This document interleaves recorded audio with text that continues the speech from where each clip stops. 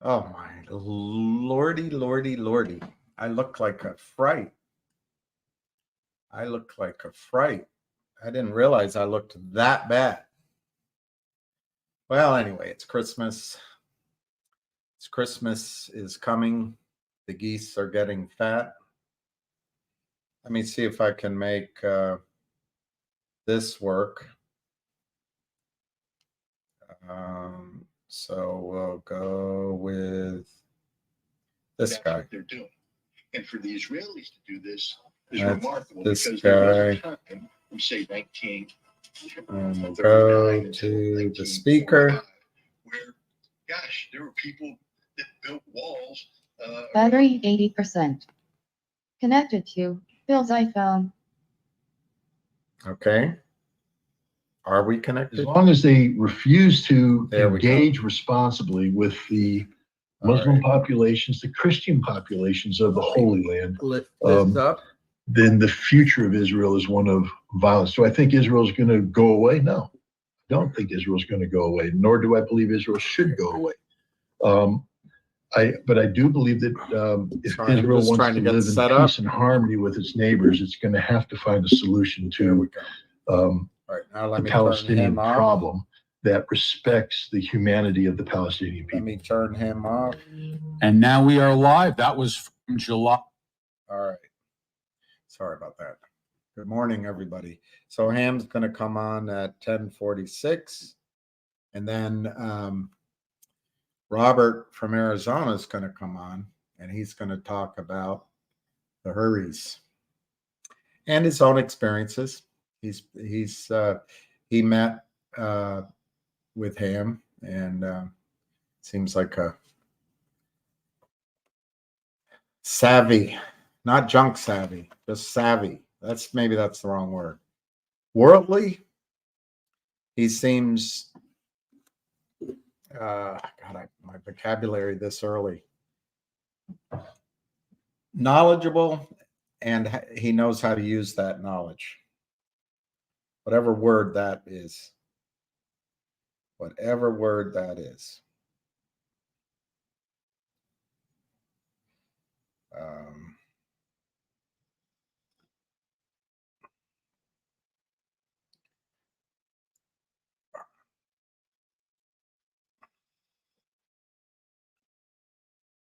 My eyesight.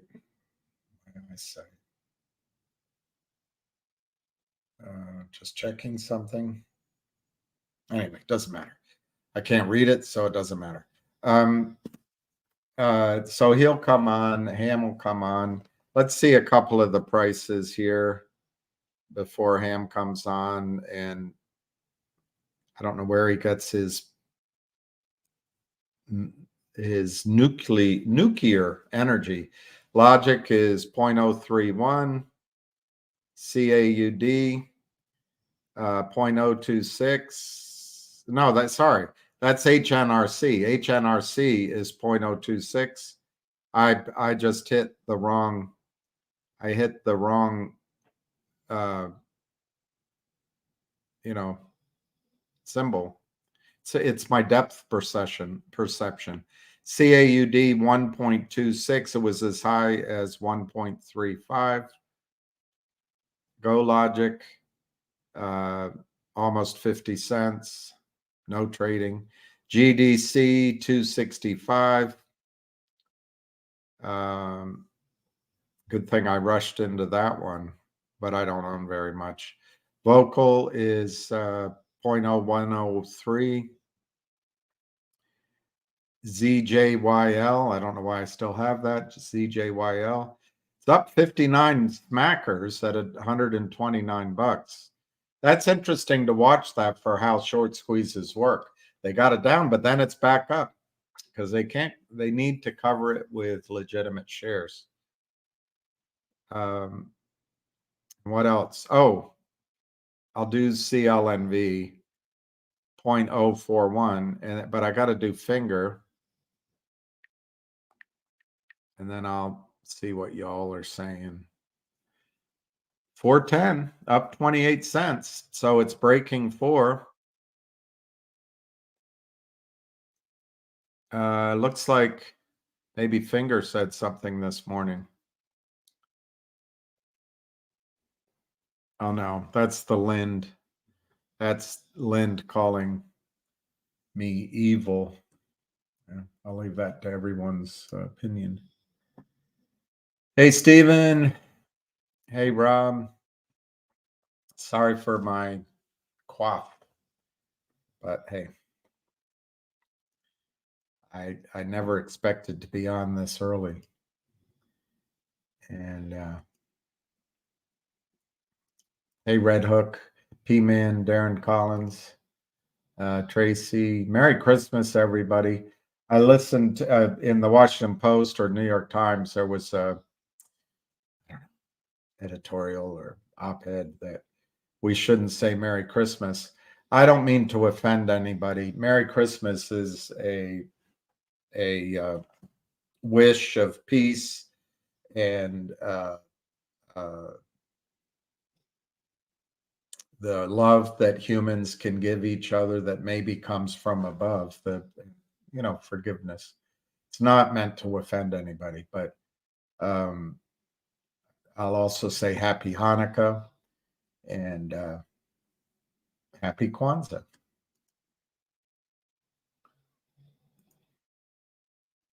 But Merry Christmas is meant as not as a threat to anybody or some sort of heavy message. It's just goodwill and good cheer. All right, let's see.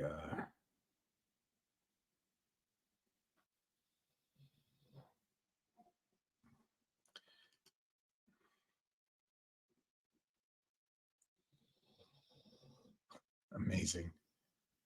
Absolutely amazing. Absolutely amazing. It's all manipulated. Hey, Mexican Charlie Mac. I'm going to try to get through these. Linda Telly, Ryan Sartell, Raquel. That'd be nice. Hey, Frank.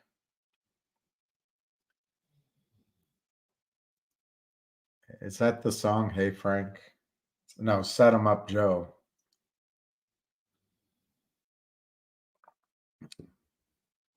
Oh, NR. That's just because you have a fluffy dog whose hair is always askew but needs a big hug. And if I were around your dog, he could jump up on me anytime. Hey, Amby. Oh, there's a speaking of dogs. Oh boy. I bet he would come up, be excited, and then try to go back behind Amby's legs, and then while it quieted down, come over and sniff a little bit. Hey, Danny. Merry Christmas. I like that. I wish I had married. Hey, Gary. Happy Friday. Good morning. Merry Christmas, Pat. Heath Roach, good morning and Merry Christmas. And KYPLFG.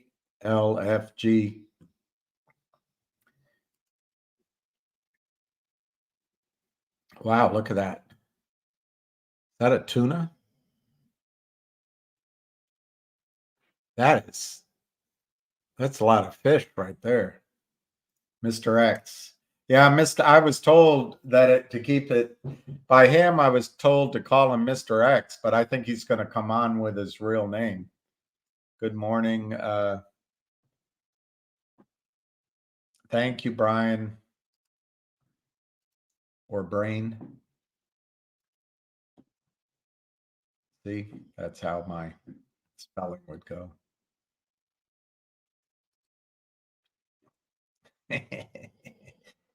Lucky is always, he still has the face that everyone says, can I say hi to your dog? He's eaten out on his looks more than anyone I know. Mr. Nefarious. Yeah, it's got a certain rap to it. Sir Nefarious. Hey, D Quattro. Chris. Kilby. I'm trying to go in a hurry now. Cindy Lou. Miles, Dedev, Bob, Subhas. I am a little tired. I didn't sleep that well last night. But it wasn't for lack of trying. I just didn't sleep that well. But I'm all right. What's this one? DCA. The sub one. I don't know DCA. I know that's the national airport. GTII from 5 to 8 to 80 cents. I don't know. I'm having a hard time. Yeah, what time ocean sailing? Maybe see, I don't have a way. Maybe I can do it with my phone. Hold it up. I hope he does. I hope he goes full. Last time, and I was standing sort of behind when they did a video when we were outside. He came on in a strong fashion, but then he kind of wimped out at the end. I hope he just stays strong. Ronnie, Subhas, Ocean Sailing, Bojangles, Mr. Bojangles, Dance. Yes, a blessed new year, Berna. That's a good point. Exactly. Well, I don't know. People, different generations are different generations. They learn differently, learn things differently. I always try to be sensitive first, but at the end of the day, it's the end of the day. Hey, Ronnie. Hey, Michelle. Rick. A golden doodle needs a belly rub. Golden doodle gets so excited, he pees a little bit when he sees you. Hey, Heidi. Merry Christmas. Eunice, happy holidays. Ham is coming on, Eunice. Happy holidays. Stephen, Merry Christmas. 4 months a year. Wow. Wow.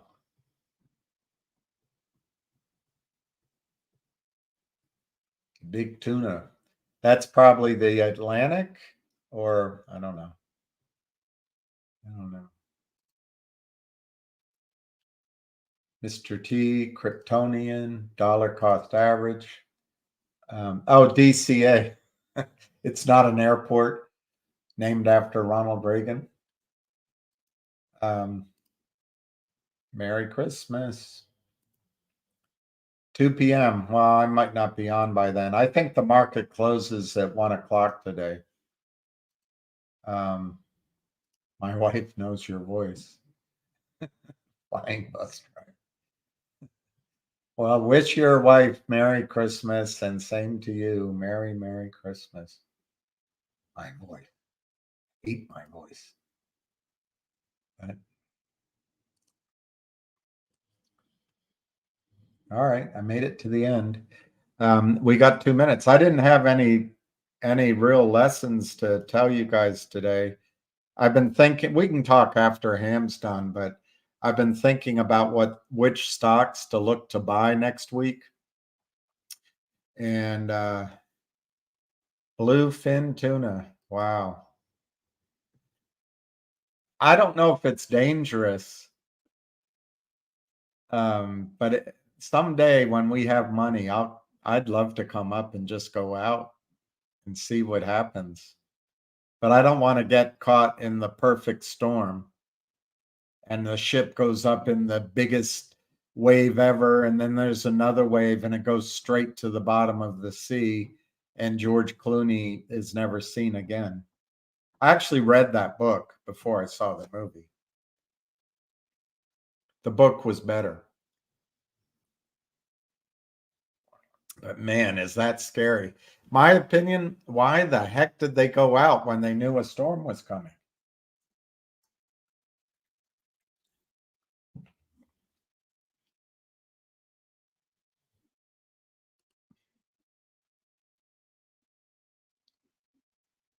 All right. 20 a year, man. Man. I'm glad there's still there's still a lot of tuna. I like yeah, I bet that is. I like sushi, but I stopped eating sushi out of that would be great. The I hope you can keep your boat. I like tuna, you know, sushi, but I've stopped eating tuna, particularly tuna, out of the Pacific because uh, tuna eats smaller fish who eat smaller fish who eat smaller fish, and it brings the radiation, in my judgment, from Fukushima Daiichi up the food chain. So it makes me nervous. Oh, I read the book. I should have remembered that. I should have remembered it. I should have remembered it. Oh, the market doesn't close early today. Ah, ah, that's interesting. Well, I'd be surprised if there's a lot of volume after noon.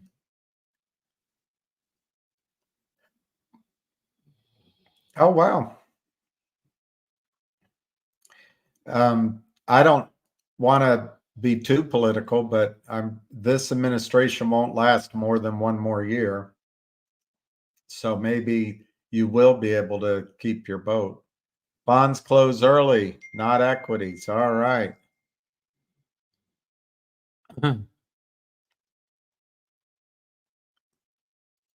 Um, oh, I know. No. Sardines. I don't know.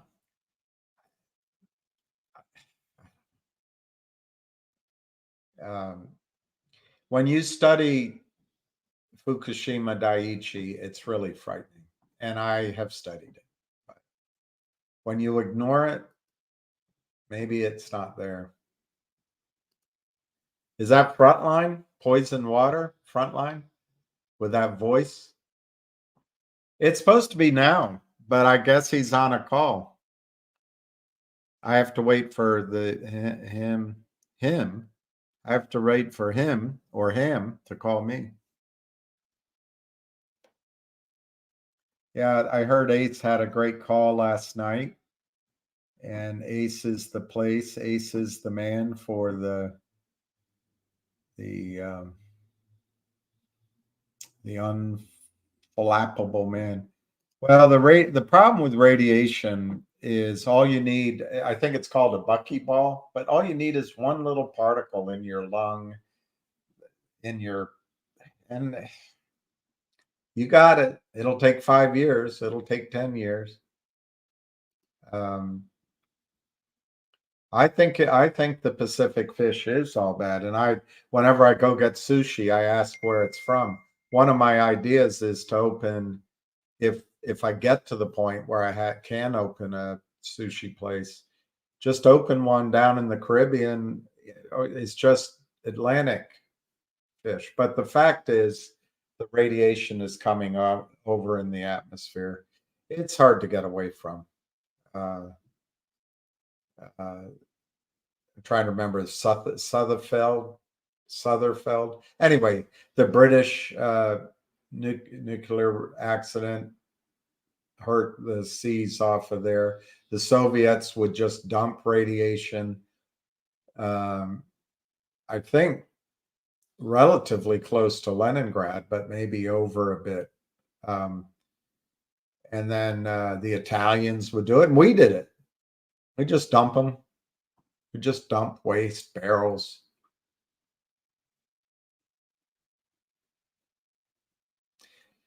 I think if there's a history, I hope there is, they're not going to look very kindly on our nuclear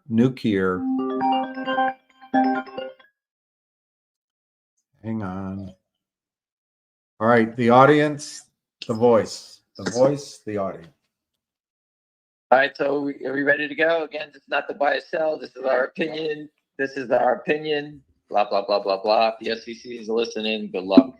Anyway, I just wanted everybody to understand, just to recap of yesterday, I just want to apologize to Lynn Partners. They're not short the stock. They're long the stock. So everybody, we got it completely wrong. Lynn is long 1,000 shares of stock, and they're with us. So maybe today they're out there buying the stock, telling their friends. So they didn't. I don't understand why they were not unhappy about the capybara report if they were long the stock. But now they're putting out press release stating that they are long and that we're completely wrong. So let's stop. Lynn is on our side now, everybody. How's that for a turn of events? They're with us. He's Now, gone from day trading Yahoo to managing 1,000 shares of Finger.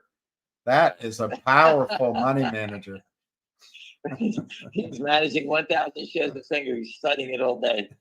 That's when he doesn't have a goddamn hamburger in his mouth, a fat bastard. But anyway, that's what I just wanted to let you know that listen, be nice to Lynn. They are long stock.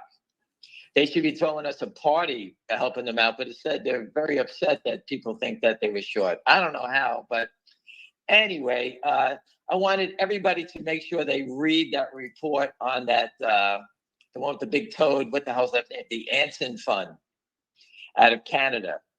For most of you guys that have not been here long enough, that naked short selling, the origination has been through Canada.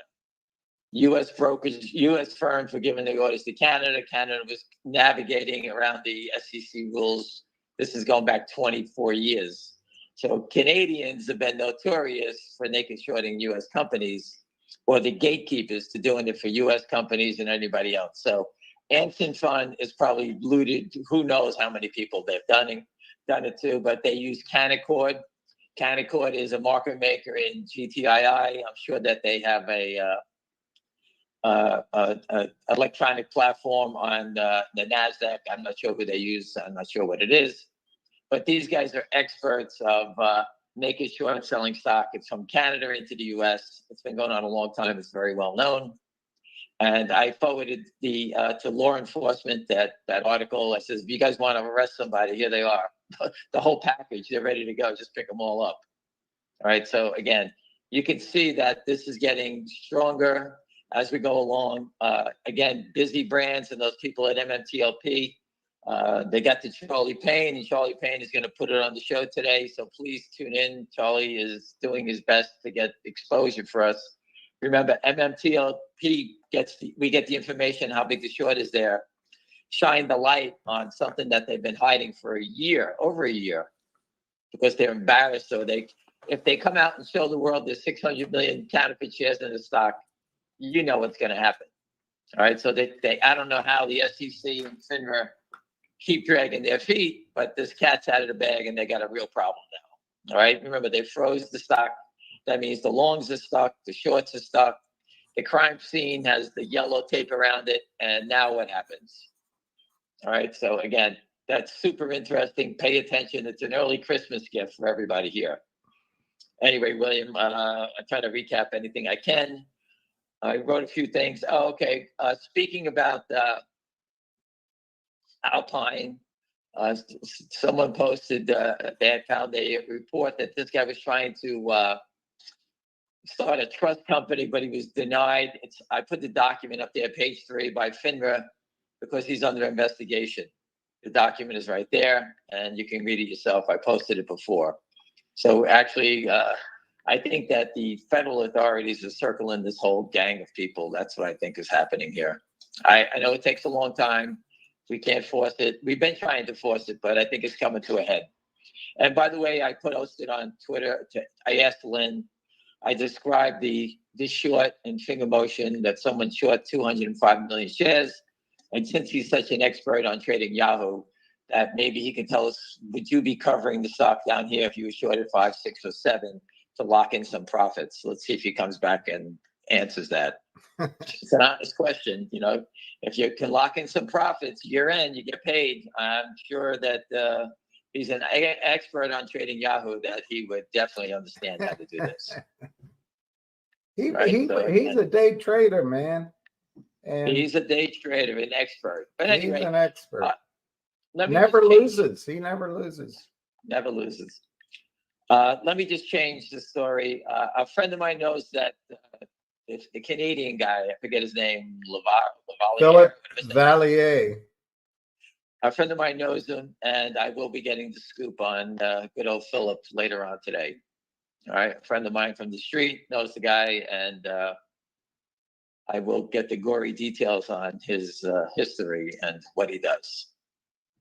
All right, so, and also my friend told me that BRAG is paying back Lynn money versus letting them to convert to stock. Obviously, they know what the game is now. So they're paying them back the money that they borrowed from them to get rid of them.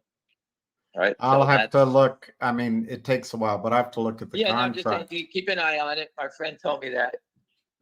So let's see if that's true. And, you know, again, that's what the heads up I was just given. So I try to report whatever I hear, give it to you guys. Yeah. All right. Could Lynn Partners be out here buying the stock for their friends? I'm sure if they're long 1,000 shares, they're telling their friends like we did. I told my cousins to buy it. I told my aunt to buy it. I told everyone to buy it. So I guess he's doing the same thing. He's long. So now he's telling everyone to get long the stock because he believes in finger motion. So that's great news for everybody. Lynn Partners and their friend John Hancock in Australia. They are long the stock. They're going long. Maybe they're going back up to 6%. You know, only this time they should file that they own it. You know, I think there's a rule once you pass a certain percentage, you're supposed to file that you own the stock, which is good. Let them get back up. You wanted a whale. There's Lynn. He's going to step back in and start buying it now. That's a great sign. This contract I'm holding up, it says they're not allowed to exercise for more than 0.499 at any one time. But they control the stock. So they just admitted they own higher than 0.449. Did they ever file? I don't know. Well, they were converting in small tranches, I heard, so that they stay below the radar. But they weren't selling. But now they're bragging that they owned it. I don't know how, because no one ever seen it. Anyway, forget that for a second. I've been talking to a few people, and we're trying to come up with an idea that we don't need the SEC or law enforcement. We're going to find a small broker dealer, turn it into an online trading platform like Robinhood. And we will become self-clearing, meaning that when anyone on this call, buys the security, when it comes to settlement, our guys, our firm, will force settlement. There's no fails to deliver. So let's say we get people and we buy finger motion. If there's a fail to deliver, our back office people, not E-Trades, Ameritrades, anybody else, they will force settlement. So we control our own broker dealer. And I'm thinking about it, trying to get all the people that are investors. They would all get involved within a private company. We would sell a percentage of it to everyone, and we would be owners of our own brokerage firm. I love it. I love it. But everyone on the street will hate us. I love it. We would upset the apple cart. So if anyone is on this call that has a friend that has a broker dealer, I love it, that would like to turn their company, their sleepy broker dealer, into the new Robinhood. And if we just take a second here, William, hold on one second. We could just do one stock and then the next. No, we don't have to do one stock. Then the next, then the next. We could have Jenny L run the back office. Right. Anna be the CEO. So Robinhood, just by taking your orders, okay, Robinhood, opening accounts, could give a rat's ass about any investors that do business through them, is an $11 billion market cap. Imagine if retail all came to our own company, abandoned Robinhood, Goldman, all these guys. And when you want to do trading online, you do it through whatever we called, right? Right. Imagine starting a company and actually ramp it up to be billions of dollars in value. Talk about the firm for the retail investor. Forget Robinhood. We could design whatever they're doing. We could steal whatever they're doing. We could do the same thing. Right? It's not like they're doing anything. We have execution. We do clearing, and that's what we want to be. And we guarantee stock settlement. There's no loopholes. When someone doesn't deliver, our back office people demand settlement. If they don't get it delivery, they buy it in, and then they send the firm that's failing to deliver, they send them a due bill, which means they have to pay it. So if you're short 1 million shares of Finger, they turn around, they go buy it. They say they pay $6. They send them a bill for $6 million, and they have to pay that bill. That's how Wall Street works. And we would slaughter the street. Yeah, I'd love it. I'd love it. And we become the new Robinhood and throw them out of business. We could short Robinhood, and we don't have to be a public company. We could short Robinhood because we tell everybody to remove their accounts from there. And trust me, the value of a company that has accounts, that's all these guys want. They want accounts with money and activity.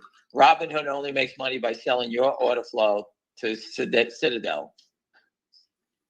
Well, the good one thing is we'd start out without a profit motive. We'd just be doing it to do it the right way. We couldn't lose money, but no, we can't lose money because all we're doing is executing trades. That's it.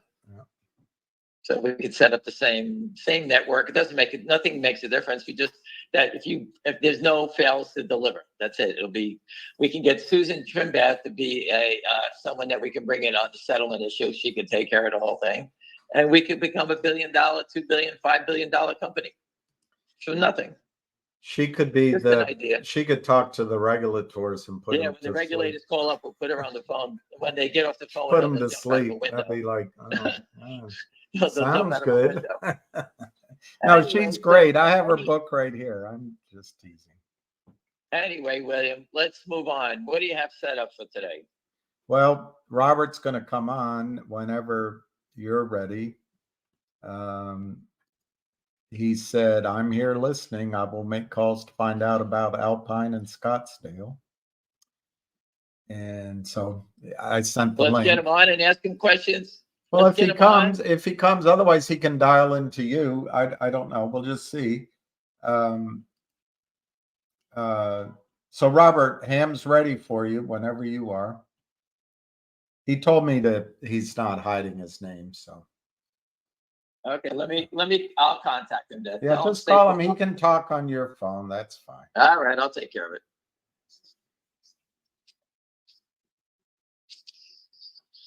Easy, everybody. Take it easy.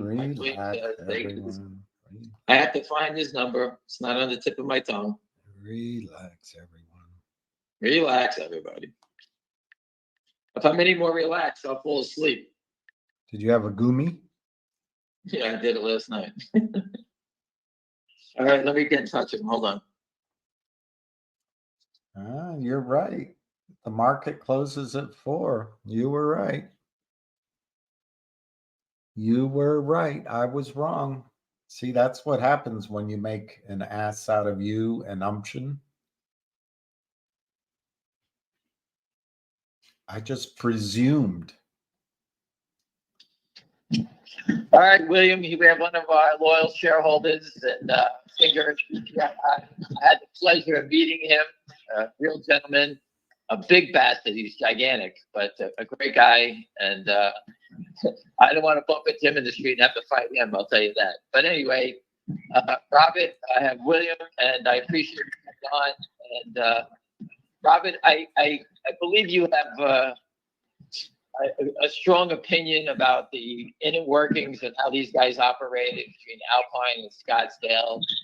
And maybe you could just give us a little flavor of what kind of people these are and the damage they have done over the years. Go ahead, Robert. You got it. Well, I actually opened an account with Alpine, not Alpine, but Scottsdale Securities years ago. And when you have a large position in stock, a lot of the major brokerage firms wouldn't allow you to deposit that stock with them.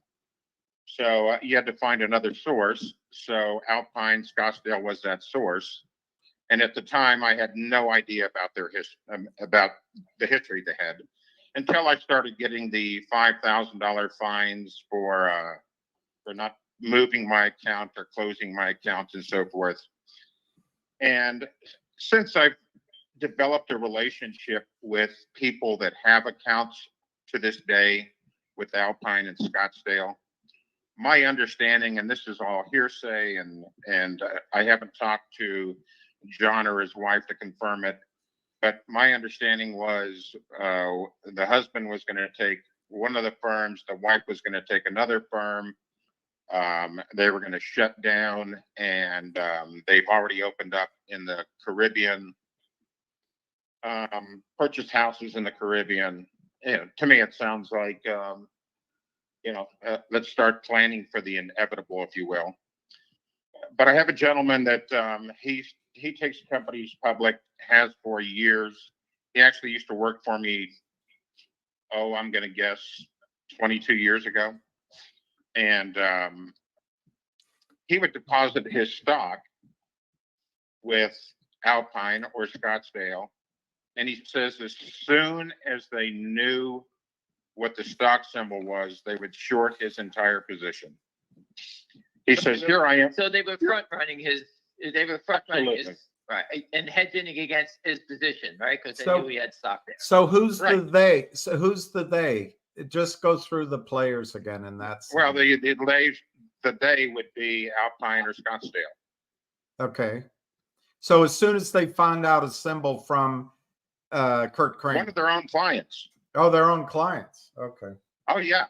No, he's a client of the company. And as soon as he would, he's developed a relationship with John over the years. And as soon as he would tell him, hey, I'm going to be moving this over, he said, that son of a bitch would short every share I had. And That's their own, William, that's their own clients. So think about that, trading against your position while you're trusting them that's what they've done. I heard it from Robin. I heard it from 100 people. Everyone, IR guys, they would deposit stock that they would receive from a company for compensation. They front run it, kill it, knock it down, because they know you're a seller. That's what you got the stock for. right. Unbelievable. But they'd sell the whole market cap, not just your position. Oh, they would, whatever it is, they destroy whatever it takes. Unbelievable. It really is. I said, how can you possibly still do business with them? And I had this conversation with him about 2 months ago. And he says, there's just nowhere else to go. That's exactly So right. Robert, so what they've done, everyone, they shut down. When you get, people get certificates, you work for a company, you're an insider, you get stock, whatever. No one wants to accept it. So there's a small group of bandits like Alpine, and I forget the other names out there. The one in There's another one in California that I what's spoke. the one in Utah also? There's another one in Utah. Yeah, there is. There's one in Utah. Yeah. Okay. And they charge you a fortune to take your stock. And that, Robert, goes to GTII when they wanted to give you a special dividend. They want people to pay to get a certificate. But if you pay to get the certificate, you can't put it back in the system. You can, but it's so limited. I think there's literally, that I know of, 2 people that will take it. And I think Alpine is one. There used to be Glendale Securities. I don't know if they're still around. Yeah. The one in Salt Lake City, God, I have an account with them and I can't remember what the hell their name is. But there's something in California. If somebody really was in a pickle and needed to deposit some securities, there's an attorney in New York that can get that done. The fees are outrageous. Wilson Davis. Yeah, Wilson Davis is in Salt Lake City. I just Googled it. Well, the fees are high, but then the one I called, he said I had to do the trade through him. It took 60 days, which means the bid would be, I'm sure, will be down 20% from any competing bid. It's just a ripoff. Yeah, the whole thing is. And then when you deposit your stock with them, of course, you have to get an opinion letter. That's it. That's the 60 And the days. opinion letter, the opinion letter, oh, we don't accept this attorney's opinion letter. So you pay $1,500 for another opinion letter. Oh, we don't accept his opinion letter. And finally, you say, well, just give me the name of the attorney that you'll accept, and I'll use him. No, we can't do that. So I finally, this was actually with a major firm at the time. This was IBK.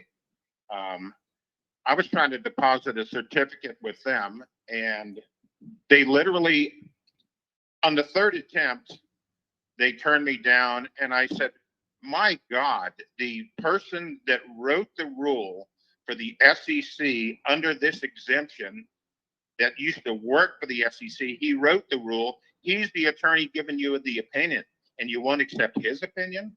And I literally had to get my attorney on the phone with their attorney just to get it accepted, and didn't sell the stock for 6 months. And when I went to sell the stock, they restricted it again. So it's getting very difficult. Well, But, you know, the Alpines of the world still take. sorry. The whole reason for this difficulty and the cost and all of that is to encourage retail to leave their shares in the electronic system so they can defraud everybody. They can do IOUs. And I mean, that's just the fact. We used to accept physical delivery right in our office. We used to just take the signature. Then they would require a medallion. But Right. we had somebody right in the office that would witness it. Boom, done. But now, Oh, listen, we'd have a client call in and want to sell stock, and we'd say, what stock? And he'd tell us, and how much is it worth? $300,000. I'll tell you what, I'll sell 200,000 right now, and go ahead and put your certificate in the mail. absolutely, that's what we used to do. They had 5 days for delivery, automatic 2-day extension, and then total of 21 if it got really bad. But Right. So, Robert, let me ask you a question. What are the positives that Scottsdale and Alpine have dropped into your life? Anything positive? what are the positives? That's a good question. These guys are representatives of the SEC, of the equity markets. They were approved by everyone to be in business as truthful, honest people. And have you felt anything? Have seen anything that relates to that in any shape or form? The only positive thing, and thinking back, I guess this isn't a positive. When I had lunch with John years ago, I was going to say he picked up the tab, but thinking back, no, I picked up the tab. That would have been the only positive. You know, they're awful arrogant people. I mean, I remember going into Scottsdale Securities, and just the arrogance blew me away. I said, you guys have no idea who I am. You have no idea what size my account, and I've got this attitude. And that's prevailed for the last 25 years. Listen, I think the enforcement agents are cracking down. They're coming to get these guys. I think they've been delaying and fighting it to hide assets, but I think law enforcement is too smart. I think they can figure out what they do. I mean, it's just, you know, they all do the same thing. They think they can hide it, but again, they will get busted, all of them. I've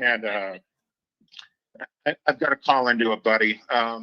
This sort of fell in my lap pretty quickly, the Scottsdale security thing, so I haven't been able to get a hold of him yet. He's actually he's a major person in California in the college sports system. And I've reached out to him. He'll give me a call probably today or tomorrow, and I'll find out more about what's going on, because he has a large account with Alpine still. Well, I appreciate that, Robert, and I thank you for your time. And again, it was a pleasure meeting you in New York. And thank you. Any information that you remember about these two characters, please let us know. Hey, Robert, what Yes, was sir. your opinion of the Lynn Partners press release yesterday? Well, I like how they said only 15 months, you know, and listen, just because they didn't short it, quote unquote.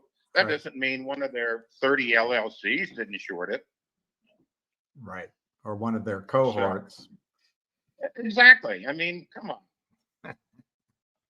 Robert, I thank you because I understand, I know you understand the equity markets very well. Robert is an expert, people. So just like I said that, Lynn isn't short, but his cousin is. He's 365. Exactly. Exactly. All right, Robert, thank you. Okay. Thanks a lot, Robert. Good holiday. Thank you. I'll hang up and listen. Cheers. Okay. All right. Bye. Is Ham there? William's there. Ham is there. All right.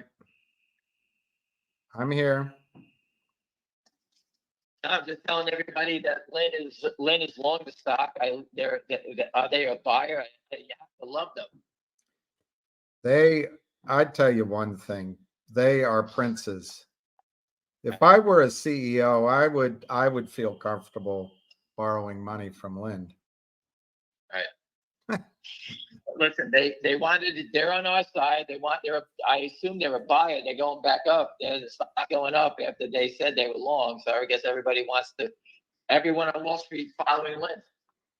Yeah. Yeah. So that's all we can say. That's all good news. Any other questions? Let me look. I left his comment up, so let me see if anybody else said anything else. Let's go to the bottom. Would love. How is Timothy Yikes allowed to short stocks from Asia? I don't know. Who said Asia? This guy says it's Asia. I don't know. This is Mexican. He seems to know. Any update on GDC? This gentleman asks. No, I spoke about it last night. I'm sitting here. I'm following someone that is super smart and it acts like shit. I'll be the first to tell you that. But I'm sitting there. I'm not adding to it. I don't have any more money to buy any more dips, so I'm just standing here. And when I hear something, you'll know about it. But again, I don't know anything about what's going to happen. I don't know. This guy says there's a lot of people pumping stocks for their own gains. Not here. Everything I buy goes straight down. I always overpay. There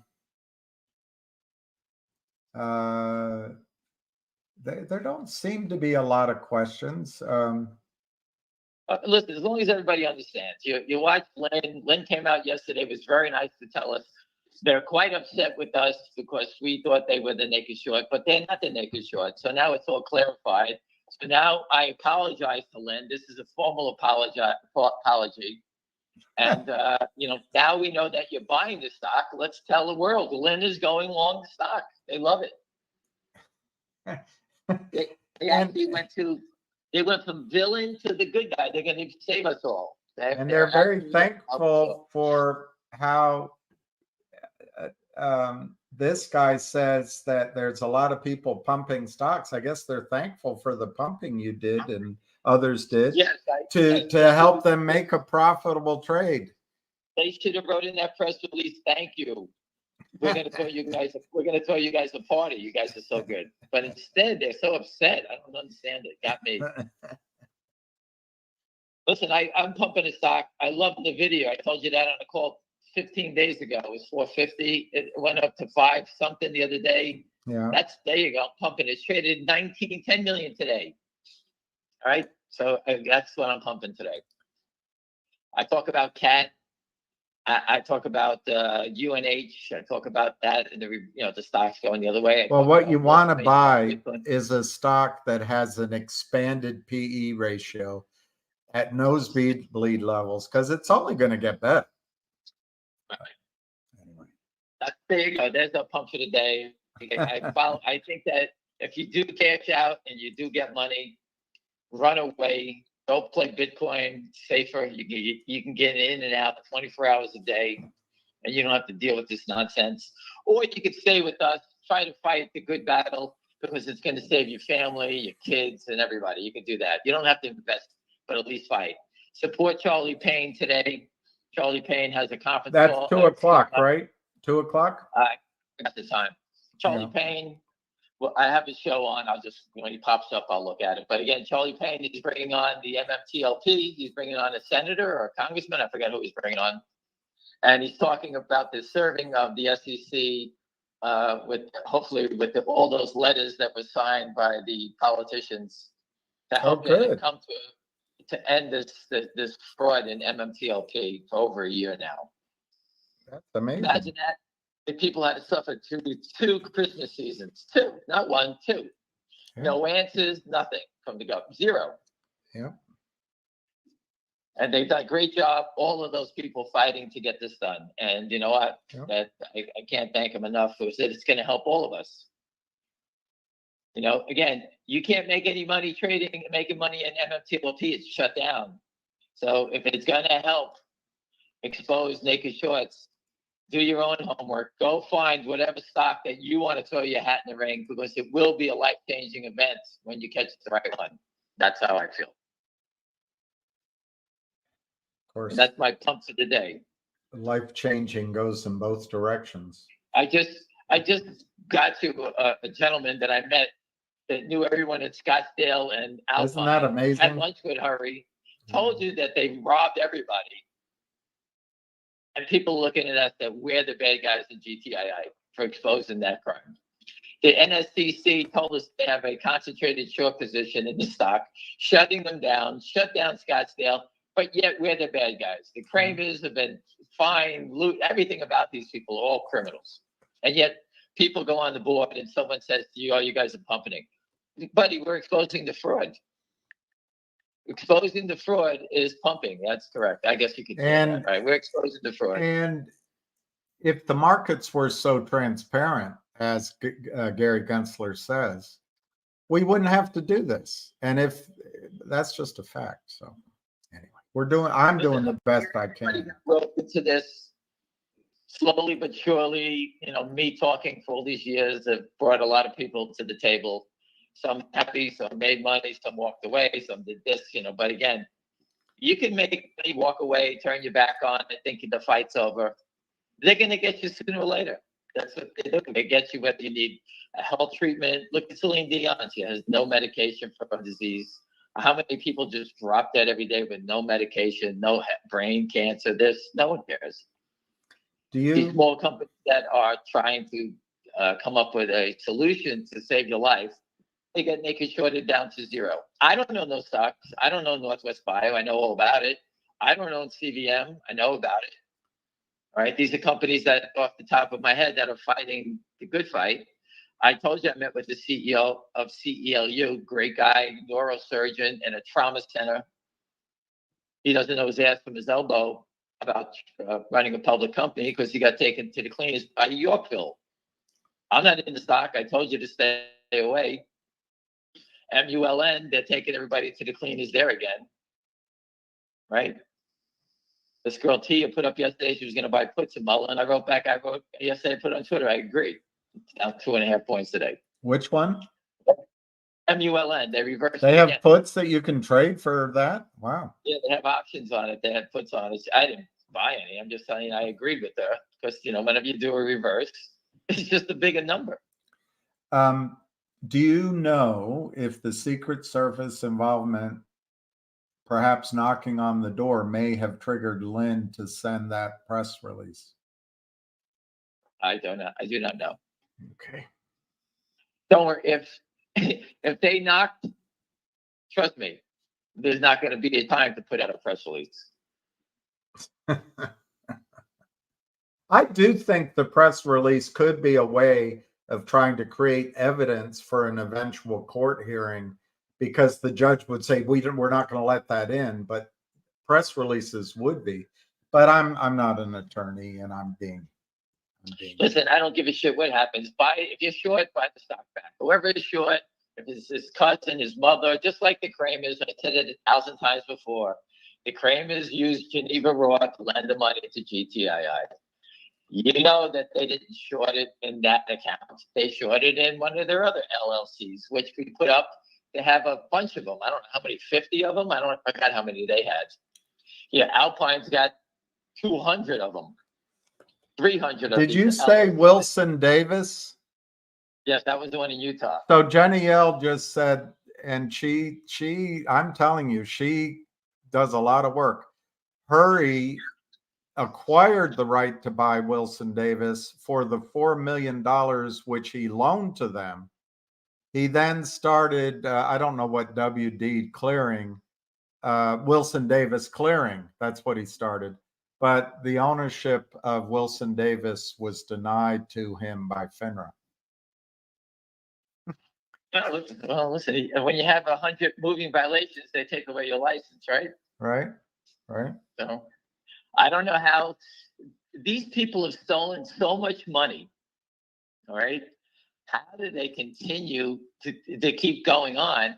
Is because they don't get jail time, they get civil fines. So steal $1 billion, you pay 10 million. I would do that all day long. I would join the criminal team any day if I could do that. Steal $1 billion, pay 10 million. Who would complain about that? This guy's been operating, Bob said, for over 20 something years, right? They've been stealing. Yeah. He said 20 years ago they robbed him. Yeah. So I mean, and they have no shame. They'll go to lunch with you, talk with you, no big deal. Hey, you had a bad stock. Too bad. That's what he says. Prove it. You can't prove it because you can't. That's it. They all hide behind that. Can't prove it. Oh, you can't say. What did I didn't do anything wrong. You got a terrible stock. It went straight down. Too bad for you. Instead of making $500,000, you made $20,000 for your hard work. Oh, good for you. That's how they work at it. Well, and the problem is Adiana Friedman at NASDAQ, Robert Cook at FINRA, Gary Gensler at SEC, R. Cromwell Comer, whatever, R. Coley Cromwell at OTC markets. These guys don't do anything. That's the problem. They don't enforce the rules. They don't look out for retail, and they don't look out for CEOs. If you're a CEO and you need to raise money, stay private. Stay private. Well, that's not the American dream. Everybody sells or go take a shot. I just told you about we can get a brokerage firm going. You know, we could I look love at it it. and say, okay, we could be private, or we could be a public company, right? I think it's brilliant. If we had an exchange or a brokerage firm, thing is, the trading in that stock would have to be limited just to our exchange. Nowhere else. You couldn't have any arbitrage. We could do it. We could do it. Well, any other questions? What are you doing for Christmas? I'm going to celebrate my birthday. We know that, but all right. What do you That's get? it. I'm going to have a cake. What are you getting down. for your birthday? My wife is putting iodine in my food and poisoning me. What are you getting for Christmas? I get the same gift. I told the story, William. I don't know if you heard it. I was watching TV and I'm communicating with the FBI.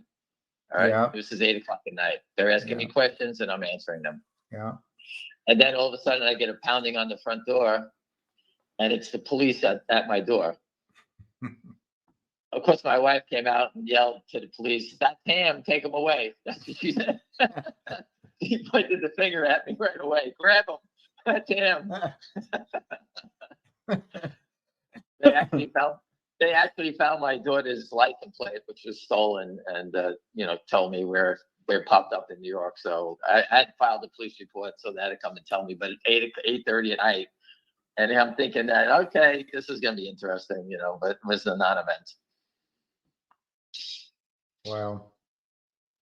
But I was communicating at 8:00 at night with the FBI. All right. I'm not making that up. That is a fact. And one of the questions they wanted to know was about the truck. Has it ever been at the Southern District? And then you saw me post it on Twitter and I sent them photos. I said, yes, it was March of 22. I think it was March of 22. You know what So the again, criminals are afraid of? This really isn't that hard to understand. Once you open your mind to accept it, it's not that hard to understand. That's what they're afraid of. Because if FBI, Secret Service, senators, congresswomen figure it out, their stealing spree is over. Their crime The spree Secret is over. Service did not understand it 40 days ago. But now they do. They never heard of it before. Right. The people that I'm talking to. Right. So when I started to go down the rabbit hole, they're very bright and they got it quickly. So when the guy or the girl is taking a shower, they start thinking, "Oh my God, that's what's happening." Then they're motivated to change it. Once they open their eyes, they get wider and wider. And I showed them it's the biggest counterfeiting operation ever. It's trillions of dollars, according to the Toad. Right. In 1 year, 27 trillion on one bourse, on one exchange. 27 trillion, 1 year, one exchange, without paying taxes. 27 trillion. Look at the guys from the Anson Fund. They're from Canada, looting the U.S. They're right there. Who cares? And this, I don't know, but this guy Lavalier, whatever his name is, Philippe, he's from Toronto, and to find people to actually do their dirty work for them. Could they be hiring someone or working with an Anson fund to make it short for them for a percentage of the profit? They have the trading desk, it could be someone they get like a that. kickback. Of course they get a kickback. And it's So massive. they probably have someone like those characters that are running the naked short operation to, maybe through Canada, since he's Canadian. I don't know if he knows them. I will try to get details and see if he does know them. The Anson Fund, if you just read that story on the Anson Fund with the big toad, I'm telling you, everyone, Jenny L's hair would stand up if you read that thing. Just go read it. Read the links. There's an insider that is whistleblowing on them that is 100 times greater than we're trying to do. I mean, they have every gory details. Communications reached this guy. They spoke to this guy. Everything he knows. Just go read this. It's like I never saw it. It's like the blueprint of the crime. It's right there. Everything. I sent it to the FBI. I said, "Do you want to grab somebody? I don't know who these guys are, but here's the package. They're all ready to go. Pick them up." I think you're the nefarious one. Yes, I'm the nefarious. Somebody is asking, he's not the only one. Several people are asking. So I know you're in GDC. Do you intend to hold it long term? What could make it go? Do you expect a real run? I don't want to bother the gentleman to the Christmas weekend. I will get an update, hopefully Tuesday or Wednesday for us. So I'll make a decision next week. No, I'm not. Listen, this is not something that I'm married to. This was supposed to be a short-term trade that's actually I've overstayed my welcome by 8 days, 5 days, whatever it is. It had that quick run up to 360. I was on the phone with William. He told me I was getting coffee because your stock is 360. I said, great. And it went straight down by the time I got home. I have about the same much as Ham does. And I think I might wait till January just to see what happens after tax loss season. I don't know. Well, I'll find out. I'll get more information. I have no idea. I'll get an update next week. Again, I know as much as you do. I'm just following someone that I find. I found out that my friend and his friend own 1 million shares, not 600,000. I thought it was 4, it was 6, and he told me all together they own 1 million. Well, and what's the float? What's the float? I think it was 2 to 3 million shares. So these guys own 33% of the company, and they keep selling the stock. So it's remarkable. Yeah. So maybe we get a little, grease lightning here shortly, and it'll explode. So I don't talk about it every day. I just told you what I know, and that's all I know. I wish I had more information. Not legal advice, wishes. Oh, God. He said a great joke yesterday. I can't remember what it was. He's turned into Rodney Dangerfield. He doesn't get any respect? Pirate? What was it? A pirate? I think he said. I forget. Yeah. How does a pirate get their ears pierced? Right. How much does it cost for a pirate to get their ears pierced? $1 an ear? About $1 an ear. I think that came from Celeste, actually. Oh, yes, that was Celeste, but he Celeste another had one a last sense of night. humor. He had another one on one of his calls. I was watching it, and I put it on in the background. Then I hear the joke, and I was laughing. I can't remember what it You was. laughed But at one of his jokes? He's getting a little better. I don't recommend laughing at Robert's jokes. It only encourages him. Anyway, what does he have to say, Richard? He said, Merry Christmas to William Ham and the community and a healthy and happy new year. And Can you imagine us all living in the community? You guys would be chasing oh my me God. would you be chasing me with a pitchfork, running around like I was Frankenstein? Get him. I couldn't live anywhere near you. You'd be ringing the doorbell at 5:30 a.m., still going at I came up with an 11? idea. Never Well, stopping. what about, I met Robert last week in New York. I had a couple of drinks with him and a big investor, and he's such a gentleman at, guys like him, people don't get a chance to meet. He's been around the street a long time. He has great information. He has deal flow. He's just a guy, he's a Wall Street guy. And you know what? I was thinking about him, and I said, William, we got to talk to him and see if he would speak. But thanks again, Robert, for doing your part. It was great. Yeah, that was awesome. You don't realize what criminals these guys are. Here's someone who was robbed without a gun, and no one said anything about it. He had no way to defend himself. Took his loss, and like everyone else, you don't know what to do. Then all of a sudden, everyone band together. Now everybody knows what to do. Well, and the other thing that Wall Street counts on, and they train us for, it's over the counter. It's our fault. Everyone goes, oh, I shouldn't have been in the investment. It's just my fault. Right. But no, they're just thieves. Right. Anyway. Any other questions? There really aren't. And, I'm going to suggest to Robert and to you and to Richard and to anybody else that we can do this again over the Christmas weekend. I don't have much else to do, so we might go back on, is all my point. I will be available. I will watch a football game. I will look to the left, look to the right. Hopefully it snows. I can whack a couple of snowballs with my pickleball paddle. I'm going to go to the park today, even though it's about 35, 40 degrees, and go hit a couple of 100 balls and then come back home. And thank God I didn't play yesterday because I was ripping mad in the morning. But I would have. So before you go, is there a stock that you want to buy so the shorts will start shorting it more? Yes, I'm buying GNS. Or NVIDIA. I'm only kidding. I know. No, I know you're only kidding.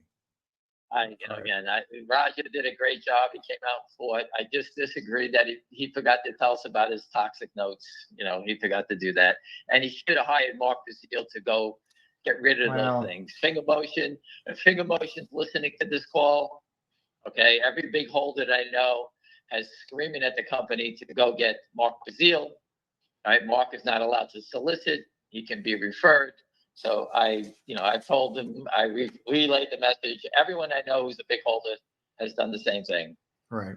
All right. So again, GTII, just to touch on that, they hired a consultant. What's the consultant got up his sleeve? I don't know. And let's see what happens. Right. All right. All right. Well, thank you. I'm going to go out, get a hamburger, go hit a couple of balls, and go sit down and relax. And this afternoon, I'm going to take 2 pot gummies, have a few drinks, and drift into the weekend. Well, you must be excited for your birthday. Oh yes, I am. I'm going to take a couple of pot gummies and wake up a year older in 3 days. I mean, you've had so many by now. You must know what they're like. Oh, thank you, Wayne. That was a low blow. And happy Festivus, everyone. It's tomorrow, I believe. For those who don't know, it's a Seinfeld thing. We celebrate Festivus here. That's what we're going to do. Since we're in our own crazy world, we might as well have our own crazy holiday. Join them. Right. I was watching it last night. It's a great episode. If you haven't seen it, go watch it. If you haven't watched Jack Reacher on I like Jack Reacher. It's It's a great. It's on Prime. He's a huge guy. He's a huge guy. He's gigantic. He's he's definitely steroid out. Whatever he's taking, whatever he's taking, we're gonna get from me and you. But that's a great show. I like cars. I watch Car Masters, Masters on Netflix. They rebuild old cars. It's pretty interesting to watch. And it's sort of like it's like a trading game. They buy an old car, fix it. They buy it, for $3,000, fix it, sell it for $15,000, take the $15,000, buy a $15,000 piece of garbage, and then when they're selling that for $60,000, then they take the money from the $60,000 and they buy a car and they sell it for $100,000, and they keep rolling it up. So it's interesting to watch them trade and build the cars. That's why I was watching it. And if you really want to entertain yourself, go watch The Big Short again.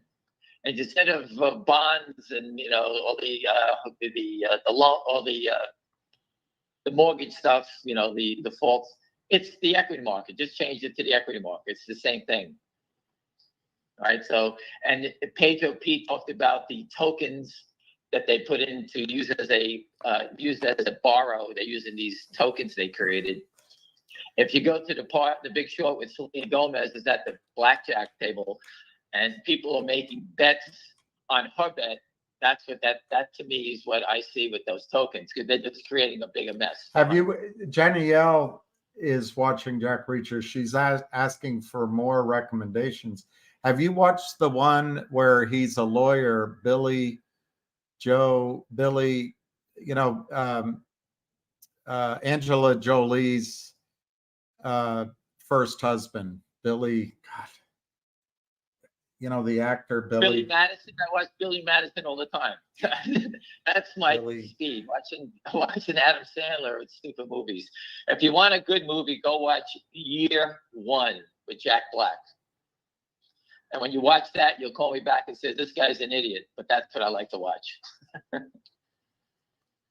God, why can't I remember Angela Jolie's first husband? Billy, I read his book, Billy Thornton. What's his name? Billy Ray Thornton. Billy Bob Thornton. Anyway, he does. He's a lawyer in Hollywood, and that's a great show. They've got 3 seasons. I forget the name of it right now, but you could watch that one. If you're binge watching. Everyone, it looks to me like Lynn Partners is buying stock. The stock is going up. It's not me pumping it. If anyone says I'm pumping it, I'm sitting here watching it like you. I just hit a quote up. So I can only guess it's Lynn buying stock. Lynn is getting long. They told the world they're long. And they're in the investment community. These guys are viewed. They're up 220%. I got to make sure I put that. Anybody that can get a Madison Avenue office to manage their investment of 1,000 shares of Finger, that's my portfolio manager. All that attention to 1,000 shares.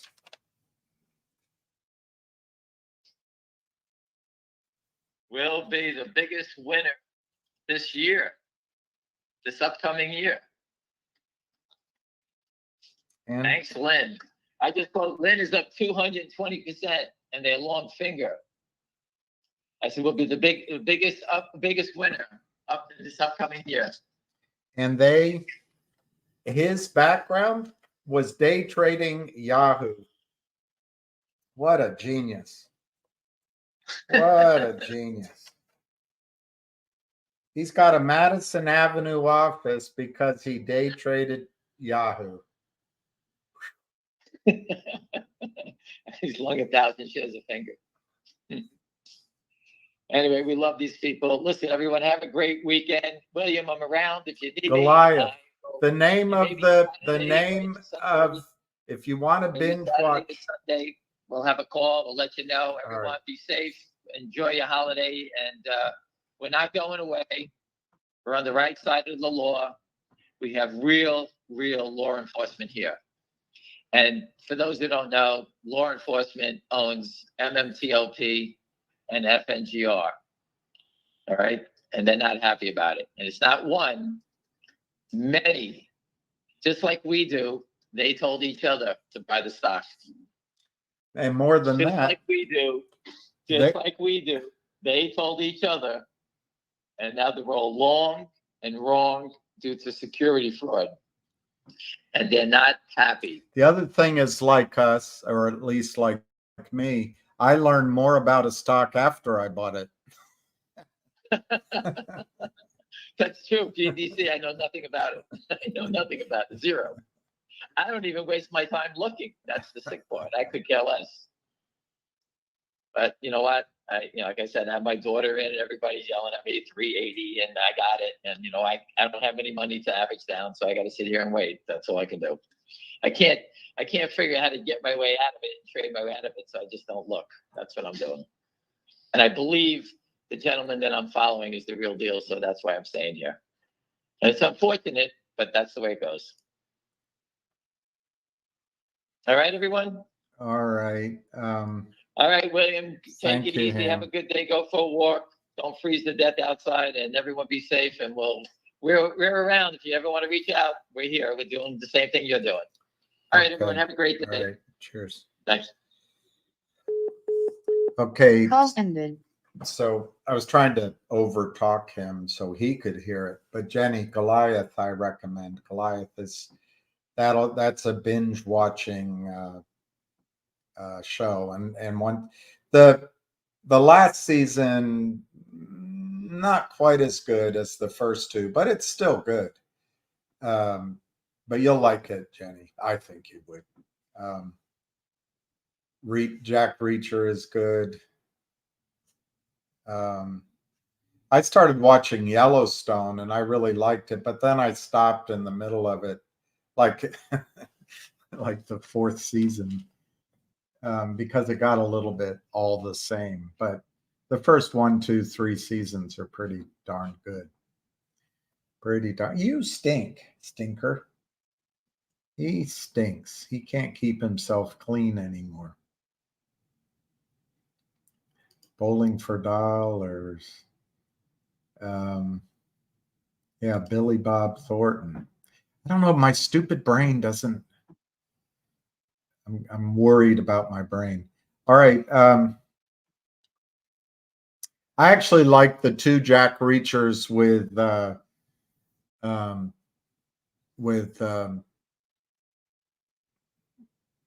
Suri's father, Tom Cruise. And then he's in a movie where he's a hitman. That's a good movie. Otherwise, I don't like Tom Cruise. I don't know if Univest is going to do anything I personally, if I were an overpaid wanker, I wouldn't do anything at the year end. My books are closed, nearly closed. I'm thinking about holidays, thinking about January. If I had business to do, I'd be scheduling it for January.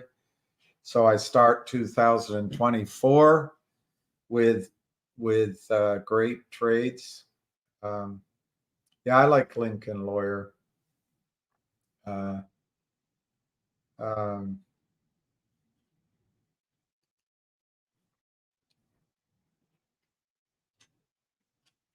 Yeah, I like Yellowstone. The other movie that's good is the one he's in with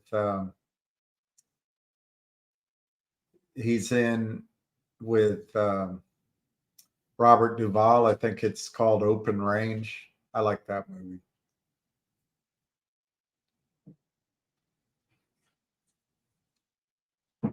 I didn't know about that. I like Chris Pratt that's not Chris Pratt.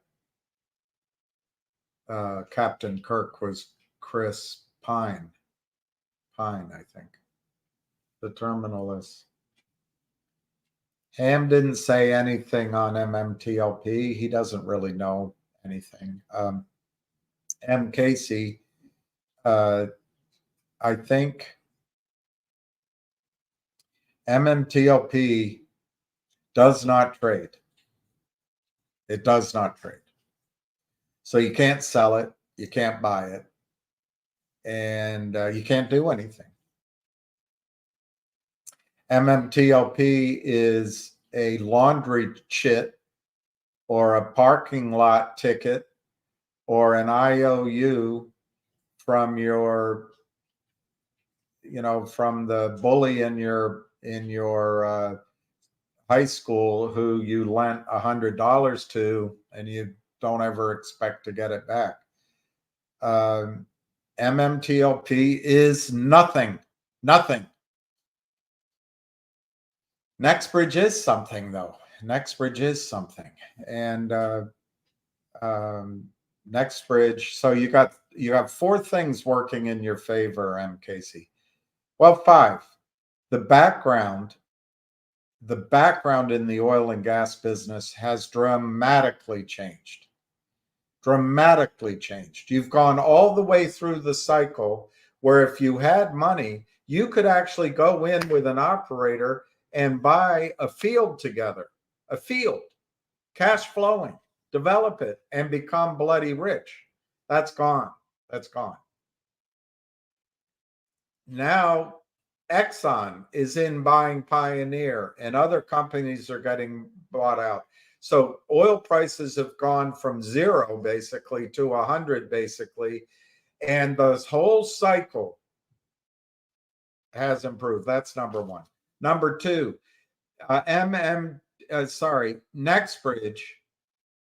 is continuing to move forward with the development of the Oro Grande project and other ancillary fields. And they're having success. Number three, all of the big investors in MMTLP and MMAT, in Nextbridge, Torchlight, they're in it. They're fighting for you. They're going as fast as they can go. That's another thing in your advantage. And the final thing is all part and parcel of several items. Wall Street owes you 1 share of Nextbridge for every share of MMTLP. If you don't transfer, you're putting yourself in the high seas and the winds and the hurricanes to be buffeted about and tossed about by lawyers, Congress, regulators, and probably I would guess 200 decision makers on the Wall Street side, maybe 300 decision makers. But what works in your favor is that Wall Street to date, just like the US Treasury to date, has never defaulted. Wall Street has never allowed a trade to not settle or be fraudulently met by IOUs. So it looks like it's settled. If Wall Street were to walk away from MMTLP and give you nothing, give you $3, give you $10, Wall Street would cease trading. That would destroy the trust that the California Pension Fund, people with 401ks, people who buy the USAA mutual funds, people would just lose trust in the market. So these are the things in your advantage. For some reason, people continue, and I'm one of them. I moved my Nextbridge to AST in my regular account, but I've continued to hold MMTLP in my IRA. I think it's foolish to hold MMTLP because you don't control your own destiny. You then are a victim. And I'm as good as being a victim as anyone else. My debate is, do I want to take that asset out of my IRA or not? That's bottom line for me. The other thing is, do I want to experience what happens to all of you who own MMTLP or not? But I think come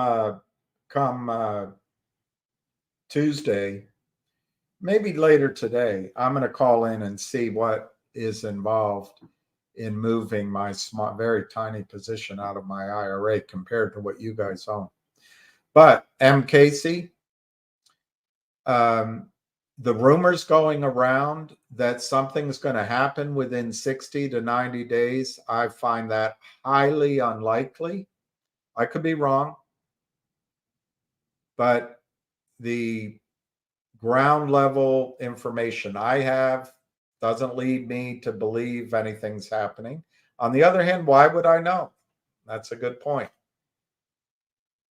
Logically, M. Casey, if you were 104 broker dealers, I don't know, a dozen to 2 dozen market makers, I don't know, 2 dozen to 100 hedge funds, LLCs, offshore accounts, 3 or 4 regulatory agencies covering for Wall Street. If you were, I don't know, 6 prime brokers, including maybe Goldman Sachs and Alpine, I don't know about Alpine, Jeffries. And if you were the DTCC and the NSCC, why the heck would you settle this up in the next 60 or 90 days? What's your incentive? Now, if you're Congress and the Senate, what's your incentive? The Biden administration, this is the last time he'll be president of the United States. So why wouldn't you just wait and see who the next president is? Most likely, in my opinion, Hillary Clinton, who is a friend of Wall Street. So why not wait? See if you can get a good deal. I just would not spend your time obsessing, not you, that's the wrong word, worrying, checking the cavity in your back tooth every single minute of the day over MMTLP. The good news is the asset is worth a lot. And they have to come up with that financial value.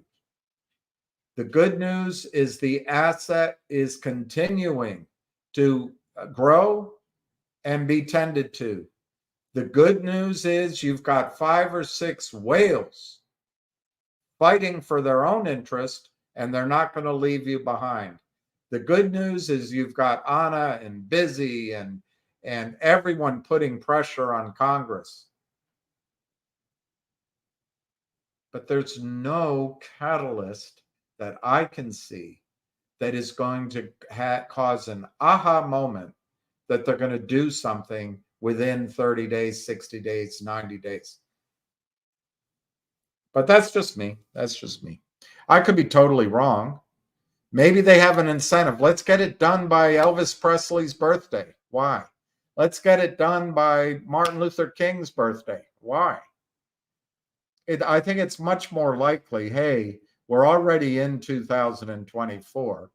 Let's just kick the can down the road a little bit longer, a little bit longer, a little bit longer, a little bit longer. I'm going to guess, MKC, that if anything happens, it's going to be in the last half of 2024. And I would just to keep yourself at peace, equilibrium, just stop worrying about it. Now, I would love to get the money, and I'm not dismissing.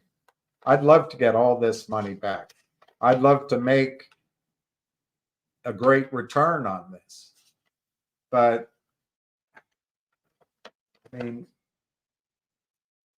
it's hard to push on a string. It's really hard to push on a string. Anyway, I'm not trying to, I haven't eaten, so I'm not trying to jump on you. I'm just telling you my own opinion. I don't think there's any reason for Ham to get that question every day. I don't think there's any update on MMTLP that's going to make your situation liquid. I don't think there's any way that anything day to day is going to change the fact that all of us, and I'm in it, for me, a lot of money. I think we got months to wait. And if it goes the legal route, we could have years to wait. I don't think it's going to go the legal route. I think it's going to go where I don't think Congress is going to put pressure on Wall Street right now. But you all, the work you're doing, and Charlie Payne and that letter, it's like water behind a dam. It's slow, but eventually it breaks open the crevice and the water flows through and the dam breaks apart. And that'll happen. But MKC, I just think, I don't know where all this rumor comes from that it's going to happen in 30 to 90 days. It doesn't make any sense. So anyway, that's my answer. And as soon as I give that answer, someone will tell me that West Christian just announced. Well, that would be great. I would love it.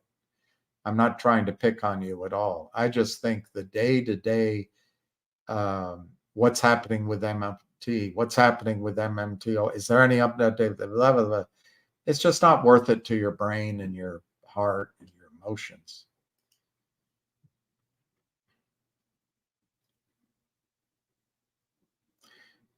Take one smoked ham, slice it, pour a can of pineapple juice, pour honey and maple syrup.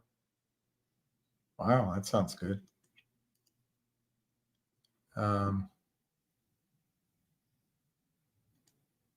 Yeah, I'd like it if everybody could make some money.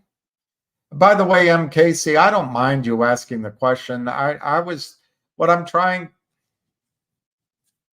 can't figure out why there's such a rush now. Everybody's talking about settlement. I can't, for the world of me, understand why a handful of people are just aggressively pushing for Congress to give us 2 days settlement.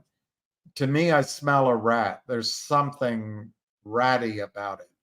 But on the other hand, I don't think they can really do anything. I don't think Congress can give 2 days trading. Thank God. You'd lose everything. And I don't think I just don't. Why would a congressman, woman, or a senator take this on? A third of the Senate is up for re-election. Joe Biden will not be the president next term. Will it be Gabby Newsom, or will it be Hillary Clinton? Will it be Nikki Haley? Will it be RFK? Nobody knows. It's not going to be Joe Biden. So why would a senator or a congressman woman take this on? I just. Now, what will make Wall Street act, what will make, is all this publicity that Busy Brands and Anna and Junk Savvy and Richard and Big JR and endless hundreds of people better than I are putting on it. And combined, if oil prices went to 100 or 150, if the next series of wells which are drilled prove up to the satisfaction of a petroleum engineer that you can move the reserves from 3P to 2P or even 1P, which I think is actually you got to do some producing. But if you could show 5 billion barrels, 10 billion barrels, and then you get 2 buyers privately, that puts the heat on Wall Street. They want to cover that up before they lose a ton of money. That is what you're waiting on. But that's not going to happen in 30 days. It's not going to happen in 60 days. It's not going to happen in 90 days. So anyway.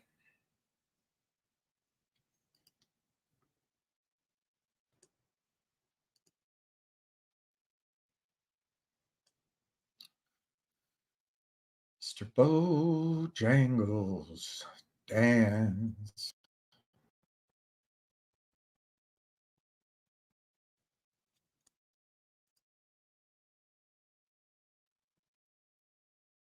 Well, you need, I'm telling you, I think you'll like Goliath. I'm trying to remember what else. I remember years ago I watched Battlestar Galactica, but I wouldn't want to watch it now. But you might like that if you get into it. But it's so endless.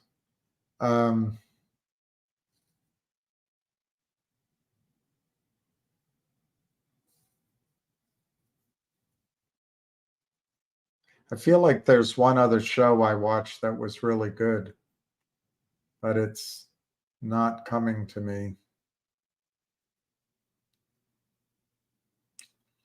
It's not coming to me.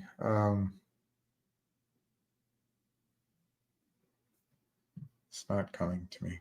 Anyway, I think Goliath will keep you watching for at least 3 or 4 days, 5 days. That would be good. Saturday, Sunday, a special guest. That's a good idea. Any ideas for special guests? I'll do it. Laura Loomer is a good idea.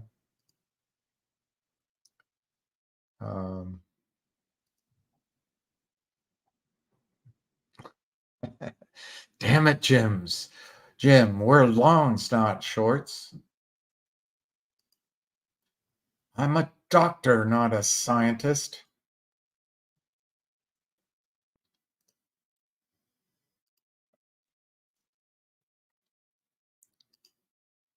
Yeah, I'm Casey. That's about me. Let me think.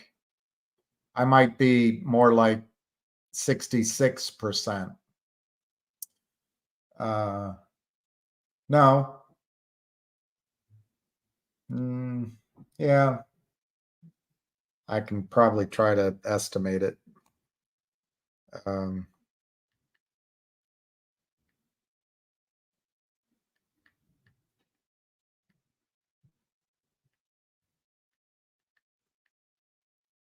Oh, I screwed it up.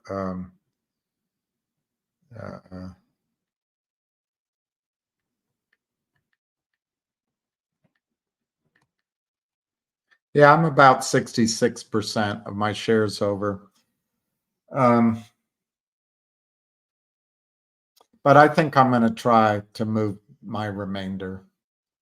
I don't know if it'll be a mistake, but at least if you've transferred, you own something.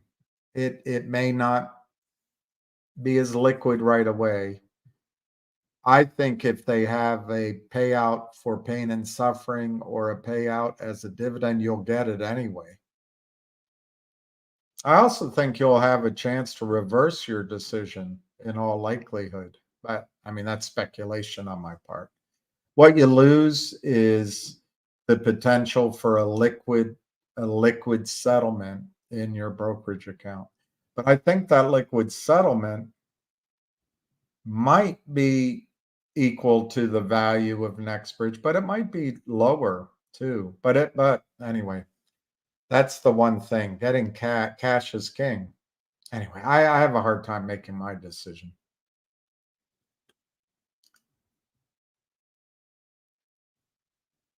All right, Jenny, Ruby has Gilded Age, Reacher, and Succession. We're all good.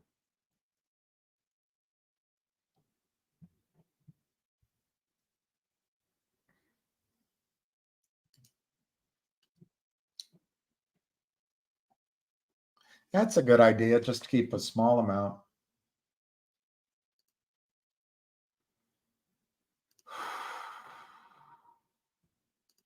Billions.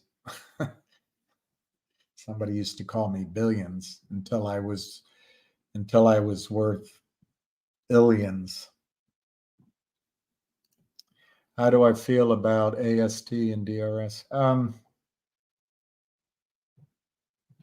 I don't really know DRS, but AST, when I have so little to go on, but I called into AST to check about my shares. As soon as I even think with my phone number, or maybe I had to type in something like my social security number or something. But they already, on the computer, they already had my shares. They read it back to me. So I liked that. I thought that was pretty up to speed. I also like that AST likely is highly motivated to do a good job by NextBridge and by the big whales. So I like AST. I don't know about DRS.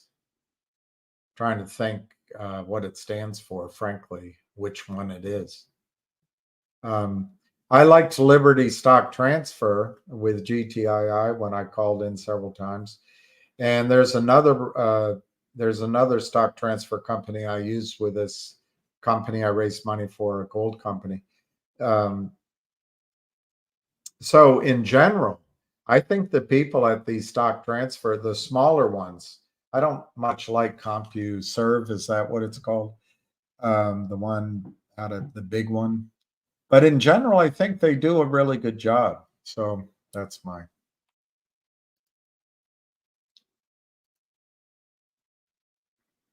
Well, they're going to try. Today is low volume. Next week will be low volume.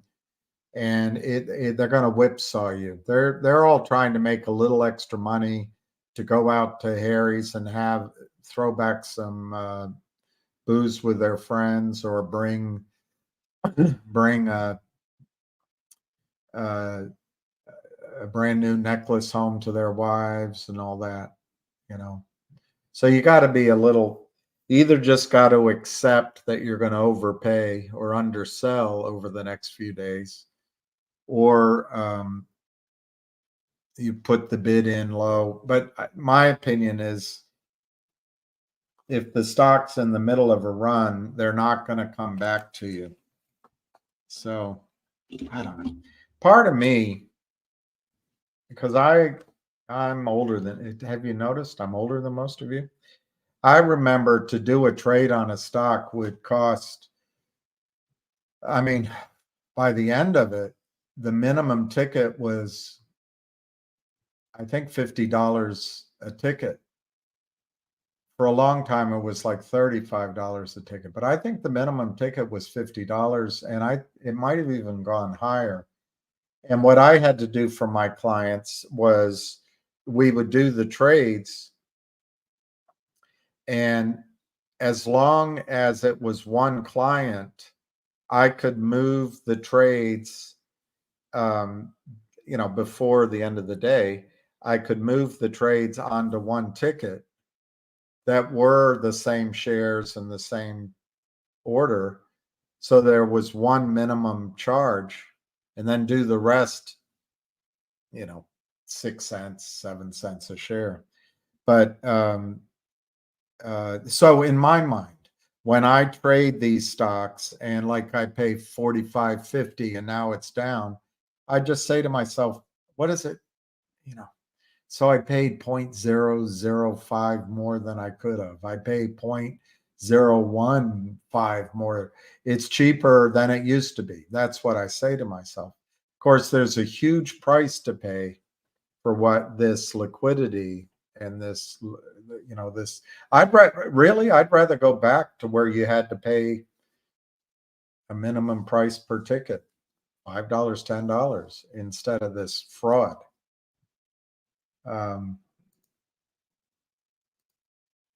Do you remember you said if it didn't run a few months, You thought Finger would never run? I didn't say the end of that. I did not say the end of that. Or maybe if I did, the thing is, I don't remember everything I say, but it wasn't my intention. I did say that if it didn't run then, I didn't think it would run in the near term. Look, Bojangles, what I was feeling in the stock of Finger was momentum in the stock price, momentum in the volume, the way I used to follow stocks. The markets, the signals are all wrong because the markets are all fraud now. But I didn't say it would never run. I didn't say it would never. Well, I don't remember saying that it would never run. It's not what I think. It's not what I think. Let's go over some of the stocks.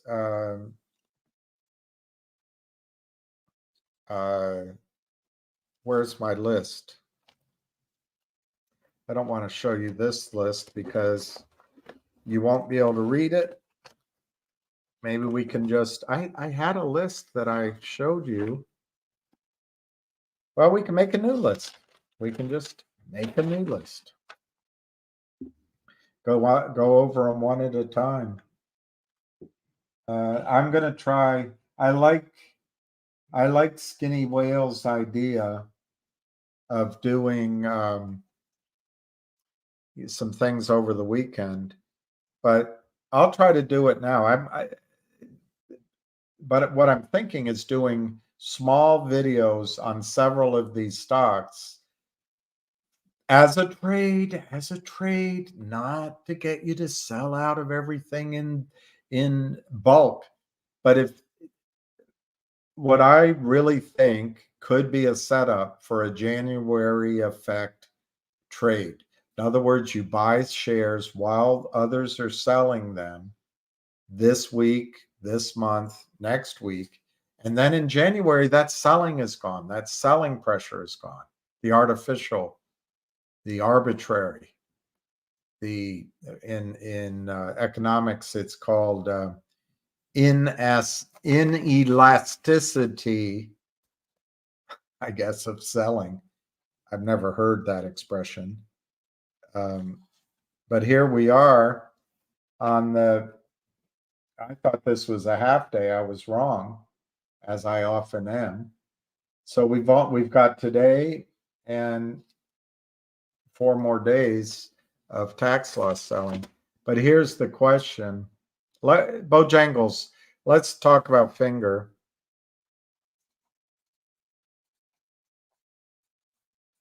I think Finger is the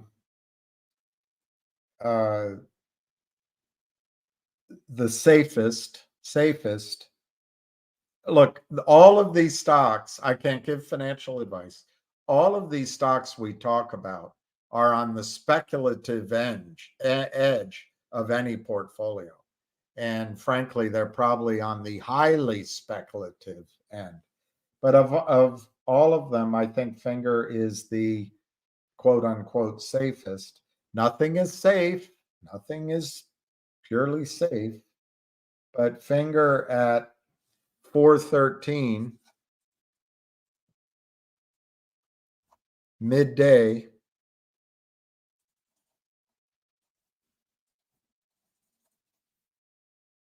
today is the what 20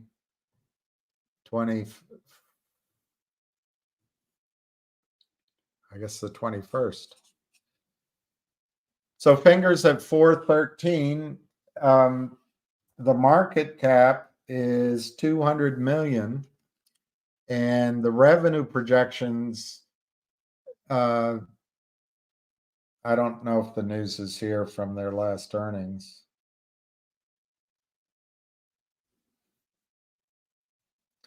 I think their revenue comes in at around maybe 40 to 50 million annualized at best for this year. I don't know the numbers, which is great.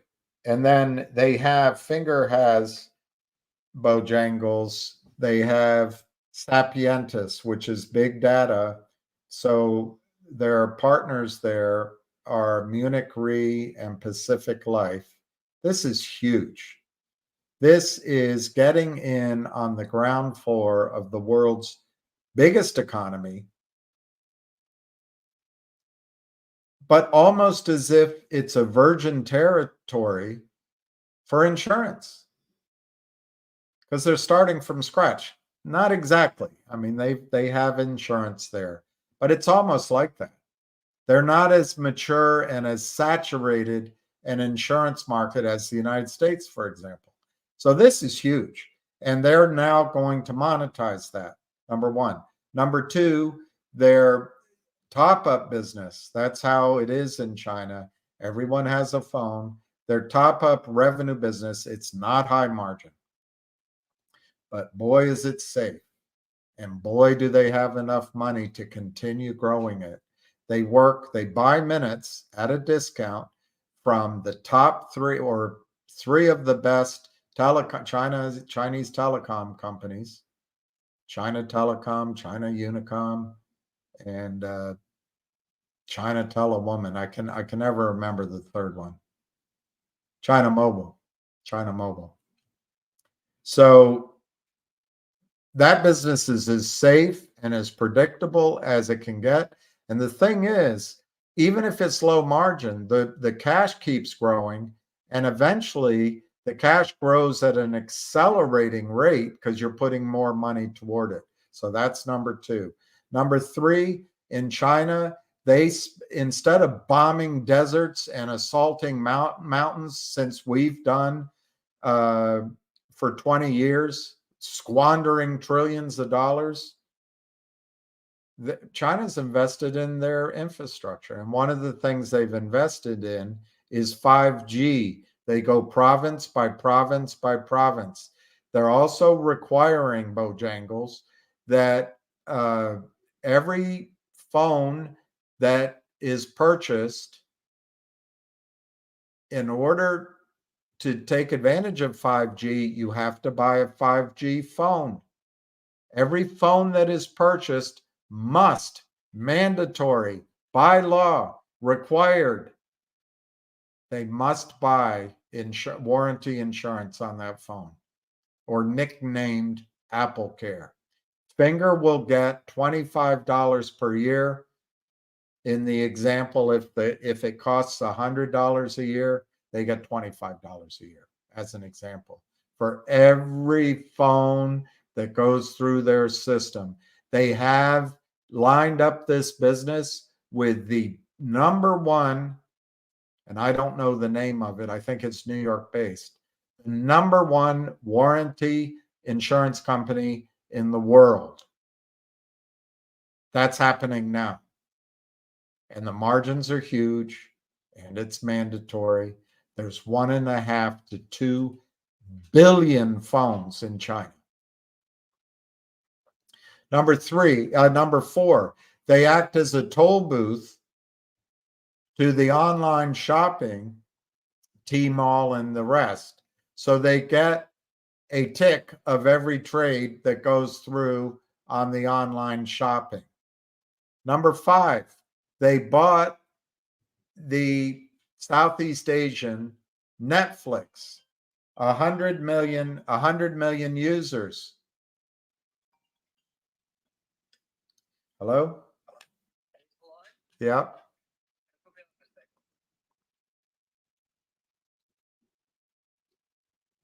Oh, shoot. Hang on. I've got to get it to the speaker. Hang on. This happens sometimes. The speaker goes not connected. Battery 70%. Now let me Connected to Bill's iPhone. hang on. All right, now you're on. Well, no, you're not. Hang on. Now you're on. All right, you hung up on me, what, 30 minutes ago? Yeah, I hung up on you. All right, well, we I ended was the call pissed 30 off. minutes ago. In 30 minutes, I already found a broker-dealer that wants to be part of it. Yay!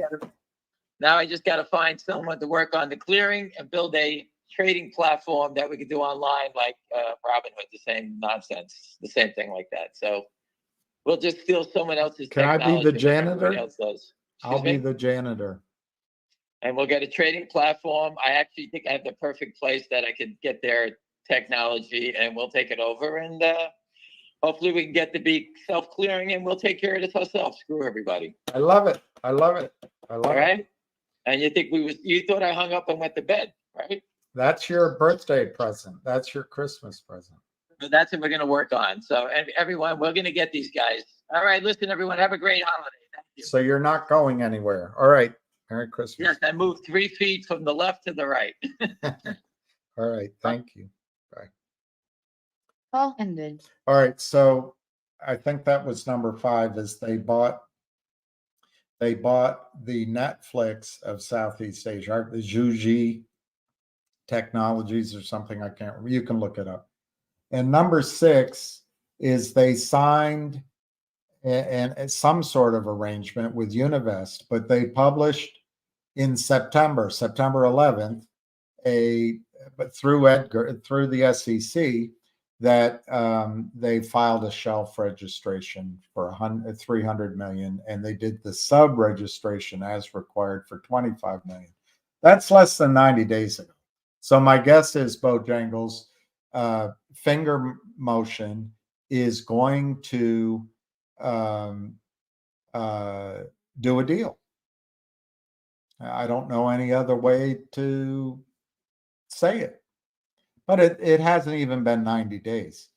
Number 7 is they have invested in Rich RCS, I think it is, Rich Communication System.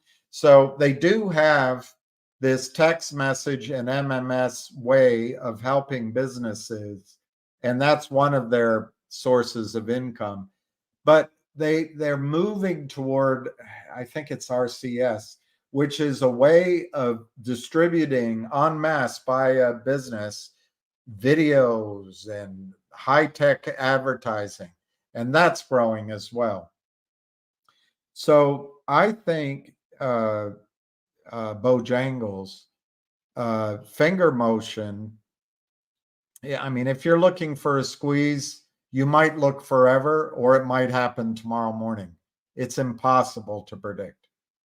But if you're looking to own a company, which could become the next, I don't know about Facebook or Apple, but it could become the next, I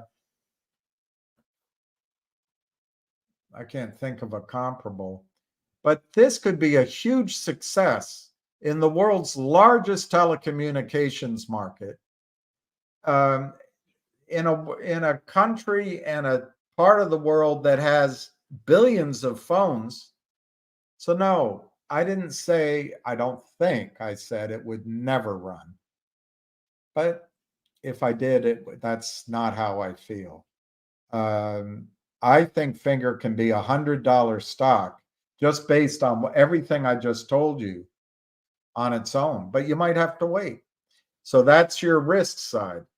Your upside is, apparently, according to him, they've got over 200 million shares naked short. If you listen, if you saw the news on the Frank Nez report on CAUD, he quoted a guy named Tony Fort, who's an honest guy, works hard, looks at the numbers, retired from Amex. He says baloney. There's no way there's such a short position.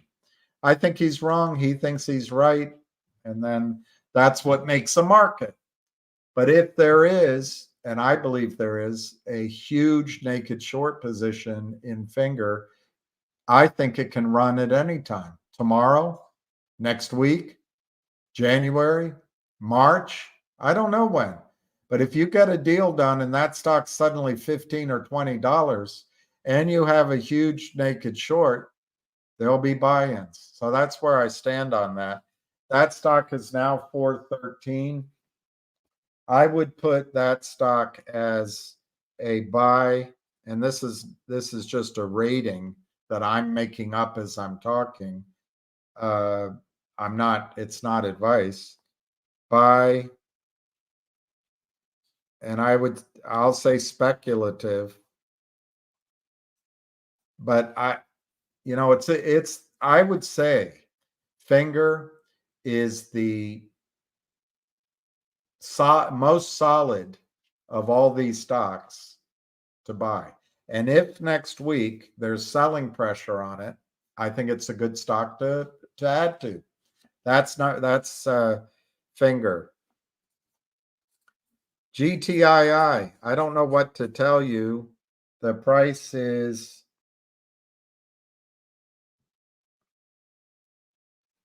Finger's 417. It's already up, but I wrote down 413. I'm going to leave it. Well, I can change it.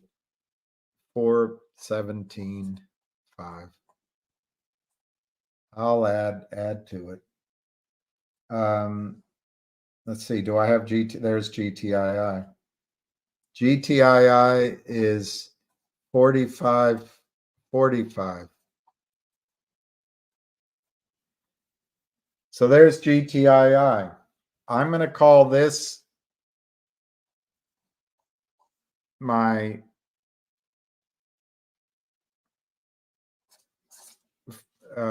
that's 1 and 1A. 1 and 1A. Now the thing about I've got two things to say about GTII. GTII is run by David Reichman, and he has shown that he bought back the deal from the criminals, and he has shown that he's on your side, my side, and that he will not do a deal with the criminals. There have been many deals, many efforts, and we've talked about them ad infinitum. One of them worked a year ago.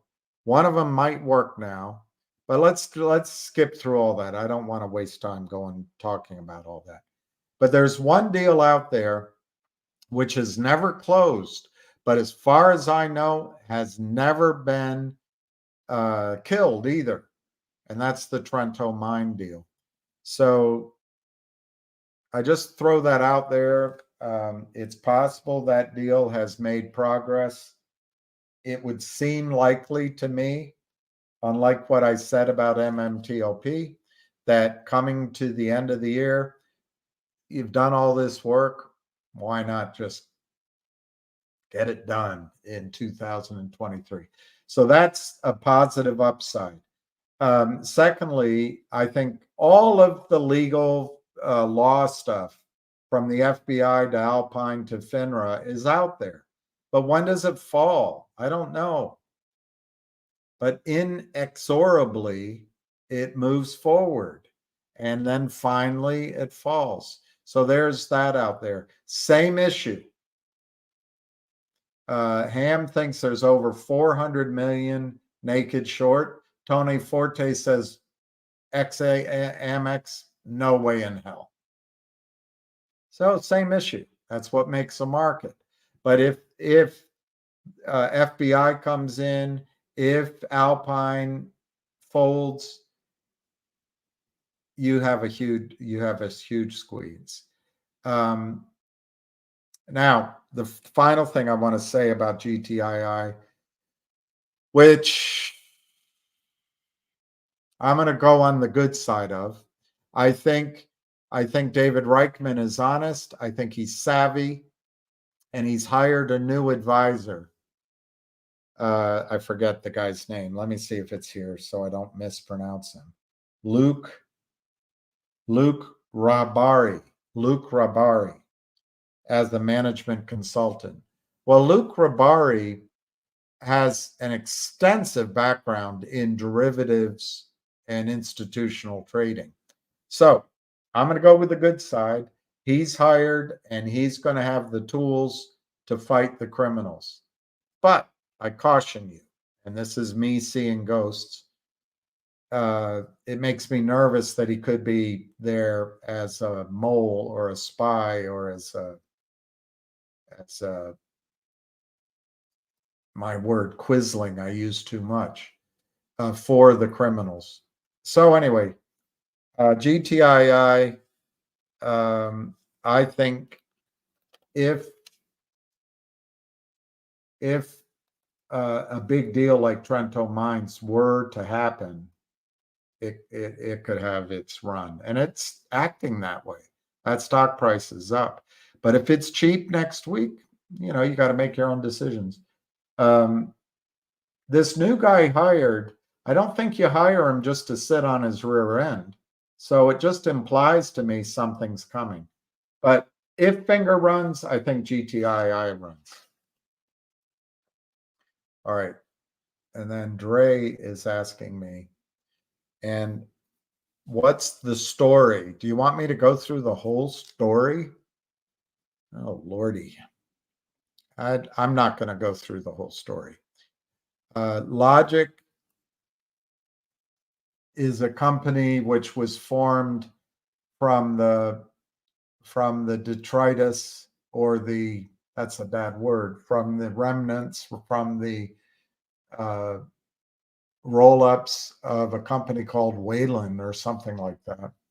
Wayland got obliterated by the counterfeiters, the criminals. But the CEO, Brent Sun, did, I think, a good job keeping that together and down the road. So Logic distributed GoLogic 2 Decembers ago, which I received. I lost money trading Logic 3 years ago, 4 years ago, but I thought I made money on GoLogic, but I can't prove it now because it's also under attack. But anyway, Logic went into Aubrey SPAC, and that was signed, I think, in 2 Novembers ago, with the goal of putting Data Logic into the Aubrey SPAC. That had a third-party valuation above 114 million. I'm forgetting the numbers now. I saw one valuation at 2 billion, believe it or not. All third party, you know. But anyway, I think it was 140 million, 144 million, something like that. Anyway, they did the deal, third party value at 114 million at $10 a share for Aubrey SPAC to acquire Data Logic. Data Logic is an online AI, runs almost by itself, but it needs money to run, which helps small businesses and medium-sized businesses gain clients, advertise, gain sales, revenues. It brought BattleBridge in, and 2 or 3 other companies came in because they liked it so much. It competes directly with TradeStation, who who facilitates the advertising and selling campaigns of Amazon and Walmart and the bigger boys. That's 50% of the market. The other 50% of the market is highly fragmented. That's where Data Logic comes in. That's where the opportunity came in for Aubrey SPAC.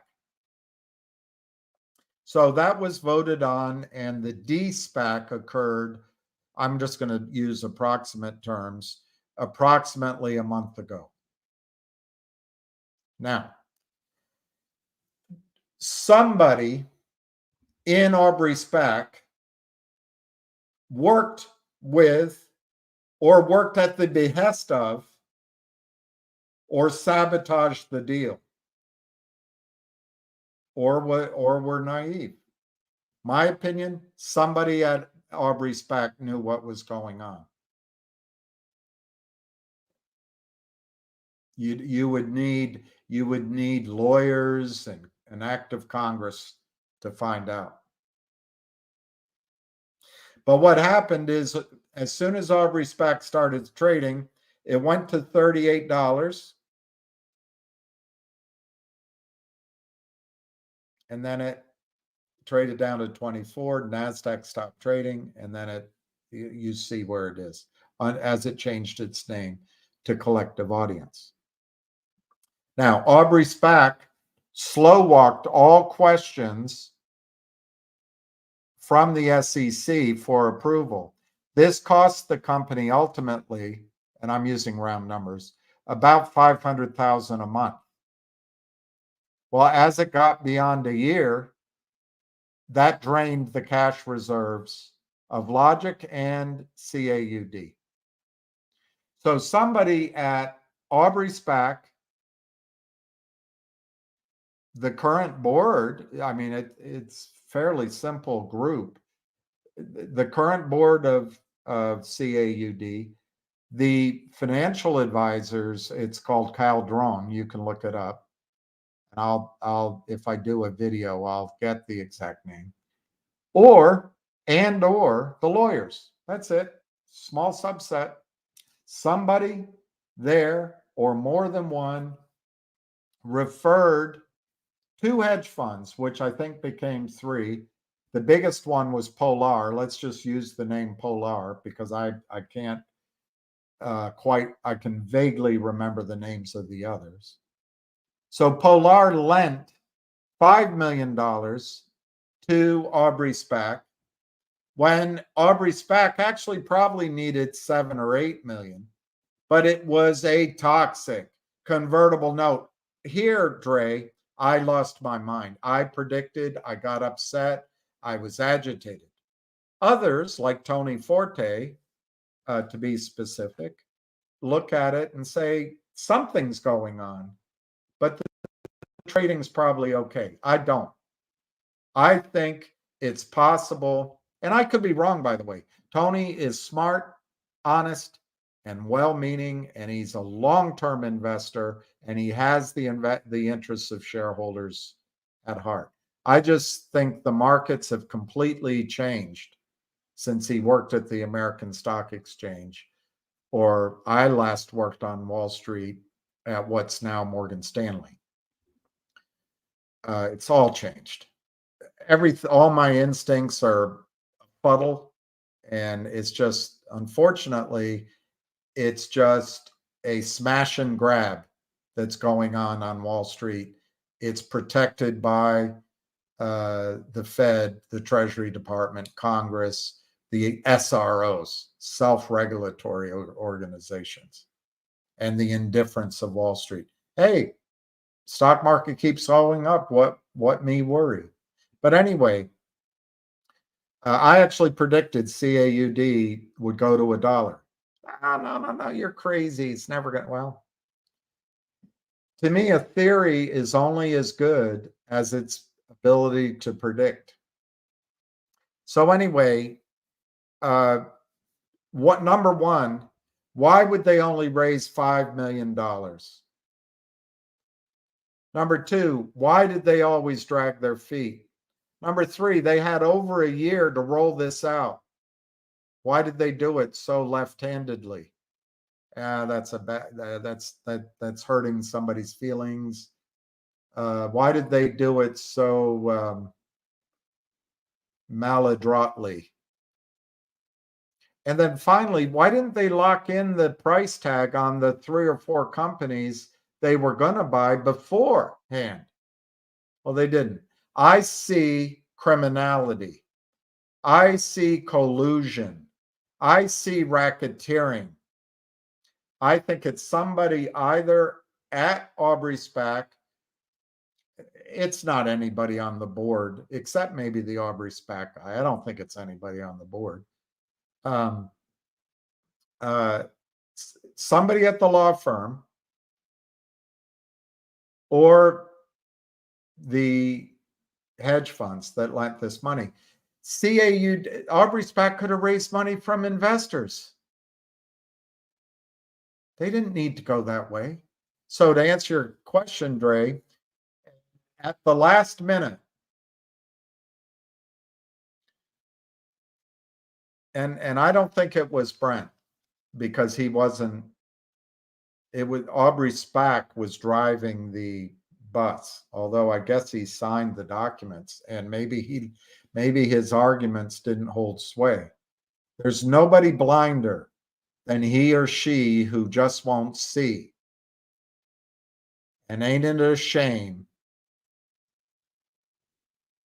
that they just don't see that the smiling faces at Caldron and the reassuring voices at the law firm and the fronts at Polar were setting them up.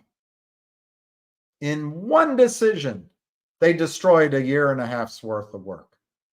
Boom.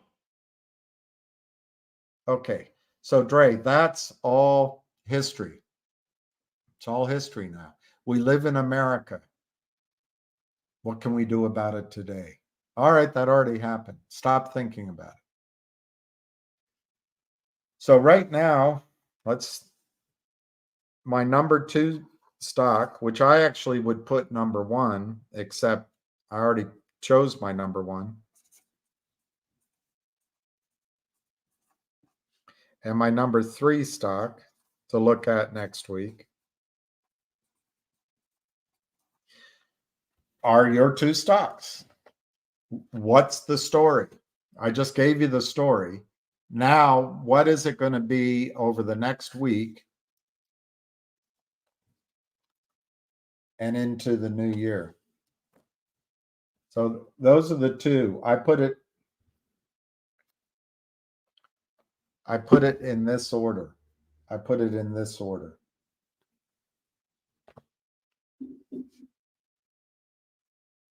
So what happened? I've lost your question. Great, there you are. What happened is I just went through it in my brief summary, but when the de-SPAC occurred and when the split happened, it's a quiet period. It was the most amateur hour rollout I've ever seen. I believe that was intentional. The financing, I think, was criminal, but maybe I'm seeing ghosts. In any event, in my own defense, my predictions came true. Why? Because it was obvious. It was toxic financing given to short sellers. They took 150 million. There's been 50 million shares traded when there's less than 1 million shares in the float, in the real float. So anyway, what can we do now? So let me just show you, Dre. I have a feeling you're a phony, but I'm doing this in good faith. Of course, you may or may not be in good faith.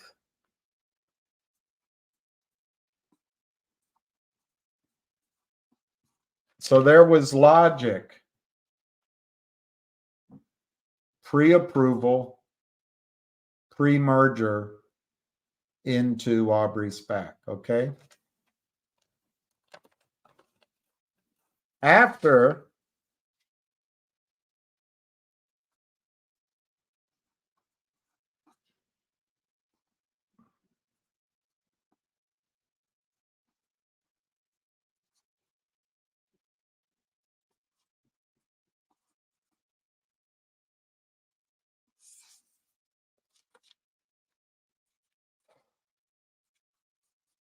the de-SPAC, logic broke into 2. The data logic, which was the entire revenue at 70 million a year when it was up and running, annualized, was the prediction to leave 2023. That's better than finger motion. Right now. Doesn't mean I don't like finger motion. It doesn't mean that at all. But I think the 70 million might be delayed slightly because of the merger. But let's just say it's 70 million and maybe as much as 100 million next year, exiting, annualized, just from the data logic. They put data logic into Aubrey SPAC, they de-SPAC'd, and it became collective audience. Well, what does that leave? Logic's just a shell. So Dre, the criminals shorted logic from 30 cents, 20 cents, 15 cents. And right now, logic is 4 cents. and the spread's gone away. So right now, logic is 0.04. That's logic, 0.04. Now, Drake, I know you're not a real person, but I'm going to answer this for everybody else. Logic went from I'm going to use round numbers, went from 50 million shares outstanding because of the criminals selling it down. This is their modus operandi, to around 100 million projected at the time of the corporate action with Aubrey SPAC. Well, then, because the price was so low, because Aubrey, in my opinion, Aubrey SPAC delayed, cash got short. So for various reasons, Logic had to increase its outstanding shares, pay contractors, pay obligations, raise money. It went to 147 million shares outstanding. So Dre, most people go, oh my God, that's dilution. Oh my God, reverse split is coming. Oh my God, gnashing, pulling hair. Oh my God, oh my God. Well, that's pretty good. That's a pretty good instinct. That's a pretty good instinct. But not here when it's a shell. Not here when it's a shell. So, yes, it went to 100. Darn it. It went to 147 million shares. Yes, it went to 147 million shares. But there's nothing in the shell anymore. So the criminals can sell it down to 2 cents. Now it's 4 cents. They can sell it down. But Logic isn't going to raise any more money. So their strategy isn't going to work here. Logic isn't going to issue 100 million shares at 4 cents. Logic isn't going to do a reverse split to help out the shorts. Now, there was a vote on a reverse split, which panics everybody. But what you have to understand, I don't have the news stories here. So Dre, I'm going to just do it from memory. You can take the time to look up the news stories yourself. But a year ago, when Logic was still Logic, they announced that when the split occurred with Aubrey SPAC, they were going to put the Logic shell was going to be acquired by a company which they called Privco. Privco. Now, Brent, as CEO, let that deal expire because he had better deals. Well, that deal was a $250 million company. Now, fast forward, they agreed to be acquired by a different company. In the process of Aubrey SPAC delayed tactics, my opinion, and Polar's destructive tactics, my opinion, and by Polar, I mean all the three and their clients and or, the lawyers for the second company, of course, being lawyers, take their time. They're so smart. Negotiate this, negotiate that, and you know, I've got to go do this for my daughter, and my husband needs me to do this, and we'll get it done by Monday, and you know, all the delays stretch out. They took time. Well, my understanding, and I can't prove this, but my understanding is the lawyers for the second acquirer delayed, but they got the documents done and it's all signed. And that was rumored to be somewhere between 450 million to 550 million, maybe a little bit bigger company. But guess what? Time went by. On this call, Brent talked about several companies approaching Logic to acquire the shell. And they were in the range of 600 to 750 million. They were better than the second company. So Brent let that one go. So now, Dre, Logic is in negotiations.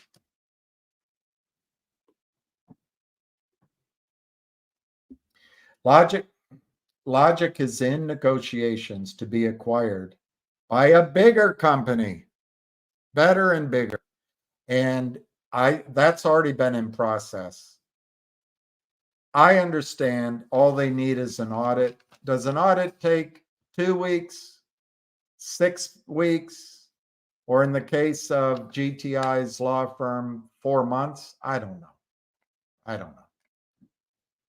But it will happen. It will happen, Dre. So, Dre, what does it mean? Here's what it means. 147 million shares. You see that? 147 million shares. So, Dre, let's call it, for simplicity, a $750 million company is going to buy the Logic shell. Why would they do it? It instantly allows them to be a public company. It instantly allows them, because of the reverse split, which was voted on, to qualify for either the NYSE,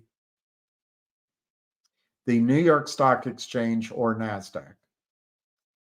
And it instantly allows them to trade $25, $35, $45 a share, whatever the arithmetic is, with institutional buyers, with institutional research.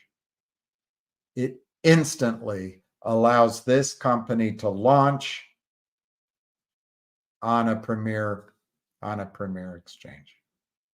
So, what do we get out of it, Dre? We get 10% to 15% of the deal. If there's more than one company, it'll be closer to 15%. I'd say an eighth, but let's use 10%. Because I'm using a high number, maybe. So that's 75 million, Dre, that comes to Logic shareholders. I know you don't want to wait. And I know you want to worry it every day. But that's 75 million in shares of a New York Stock Exchange company trading at $40. The shorts won't be able to kill it. Maybe it's NASDAQ, and then Adriana will work her charms. So you take 75 million. All right, hang on. Hello? Hello? Yeah, I can. Gary Gensel put up, you see any shady business dealings in your world, please report it to us. I put the picture up, all the photos that we put in the truck. I very closely. I said, how much more can we do? He's such a jerk. He's doing that to show he's doing something right at the end of the year. What a jerk.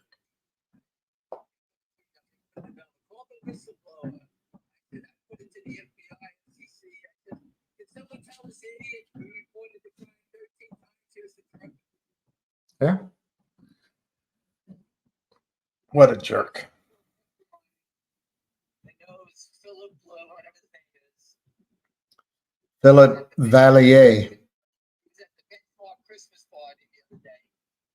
Of course he was.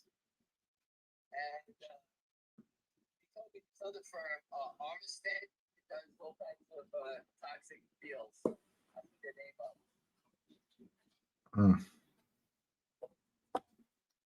They don't even care. They just keep doing it. Well, I think they're just fronts for big funds here in the United States. But I just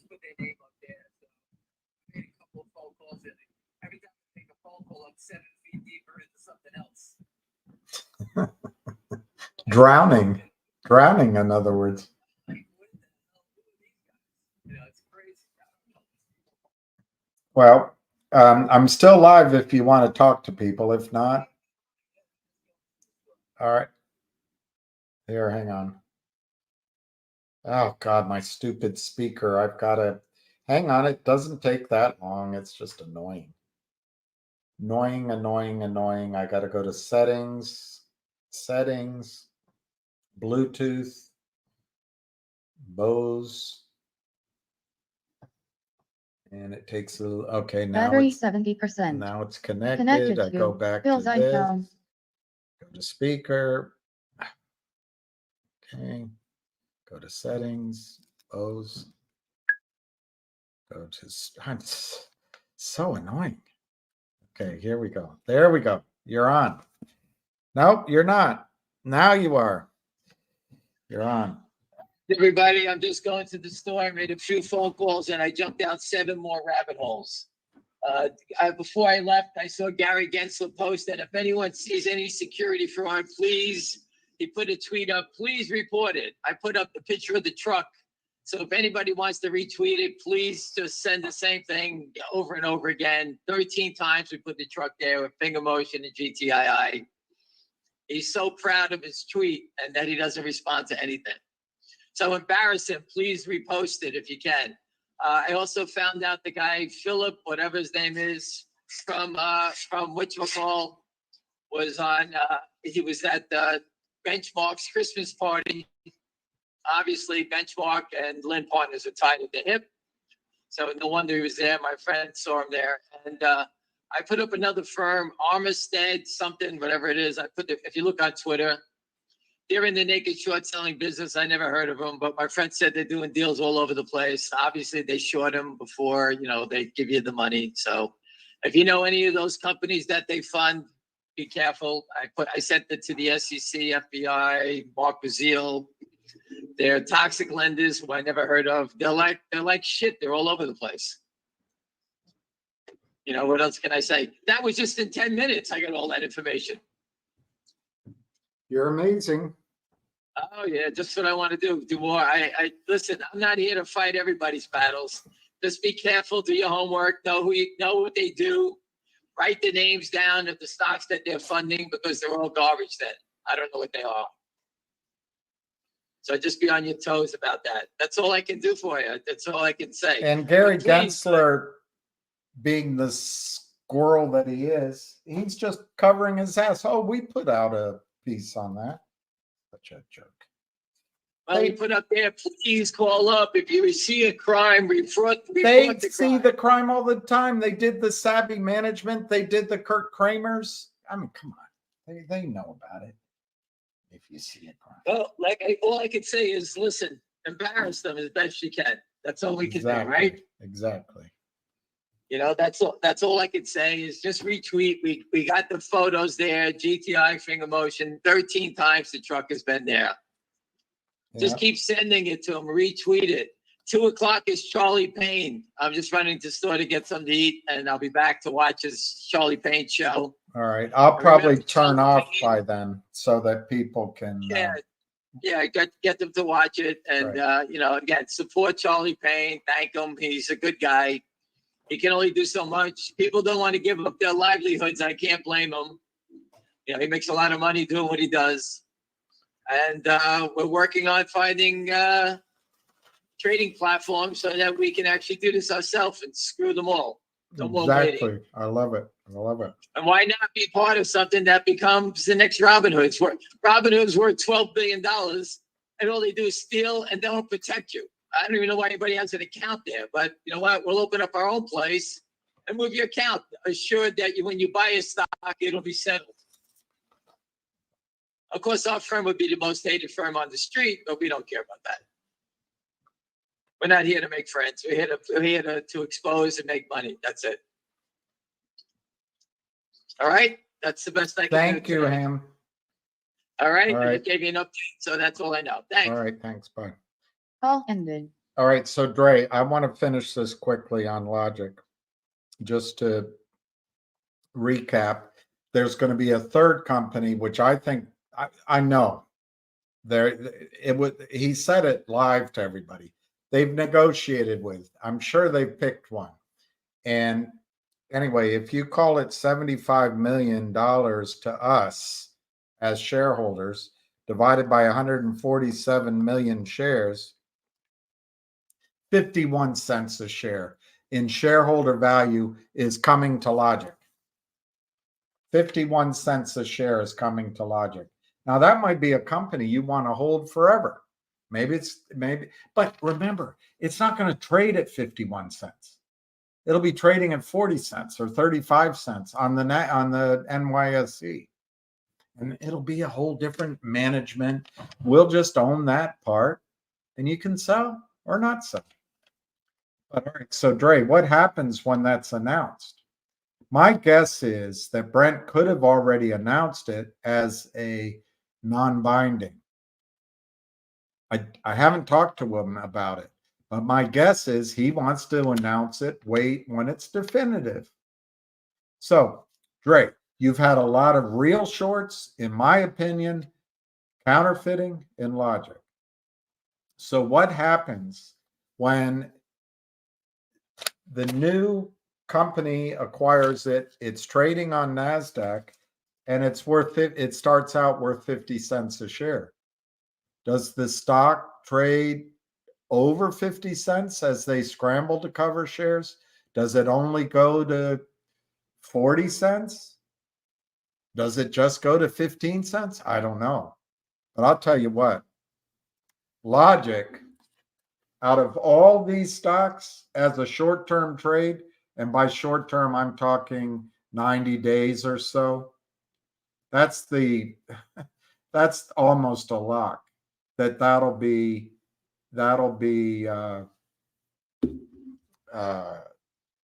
transacted. So I'm going to call that also a buy speculative, but that's going to happen. That's for sale. Companies want to buy it. It's going to happen. All right, now CAUD. CAUD is trading for, and I'll try to do this one quickly. CAUD is trading for $1.24. Let's call it $1.25. All right, Dre, what are the risks here? The risks here are that the new board has an Aubrey SPAC guy on it. I don't trust him, but maybe he's a great guy. It has, and I know I got in trouble, but I'm going to say it again. It has two extraordinarily talented, successful, experienced women on the board. Elizabeth, I don't have the list here, but tremendous additions. But in general, women are more cautious than men. In general, you can get mad at me. Everybody's going to get mad, but that's. And then there's a CPA. In general, CPA is a man. CPAs are extremely cautious compared to others. So you've got 4 people on the board that might believe whoever lied to them in the first place. Because whoever lied to them dresses the same way, goes to the same restaurants, flies to the same vacation spots, knows the same school, friends, worked at with the same bosses at the same firms, knows wears the same clothes, knows how to talk to them. That's the only risk in CAUD to me. On the positive side, you've got Brent still there. He's got jobs to do elsewhere. I hope he stays. But the new CEO, Peter Board's tremendously talented as well. He started a new collective. Sounds so, but anyway, I think there's financing for the company. I think that I've already said the data logic on its own could grow to 70 million or better in revenue on an annualized basis. I don't think they're going to do any deals down here at this $1.50, $1.25. But remember, the risk is if that board, 4 out of 6, 4 out of 7, doesn't see the risk because they're cautious and they want to get along, go along to get along, like MULN's board or MMAT's board. I mean, they won't be the first to have done it. And it shouldn't be their job. It should be Gary Gensler's and Adiana Friedman's. But hey, we are where we are.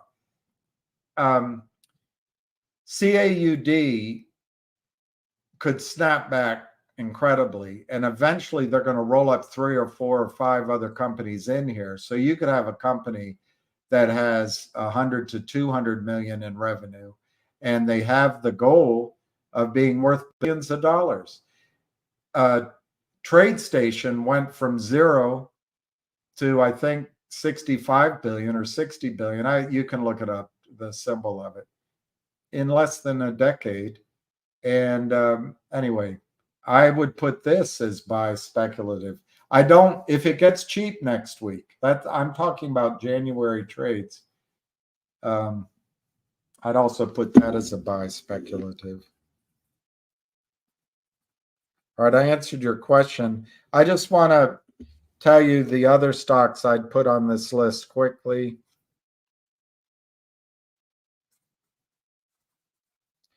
I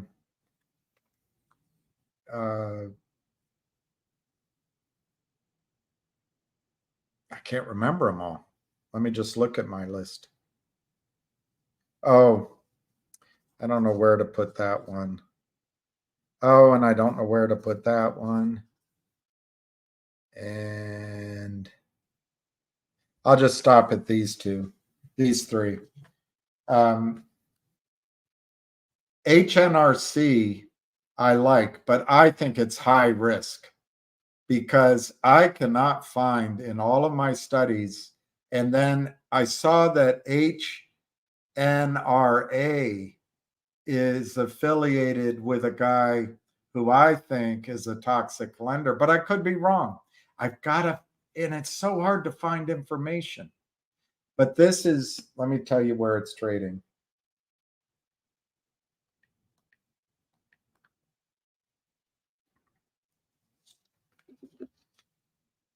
.027.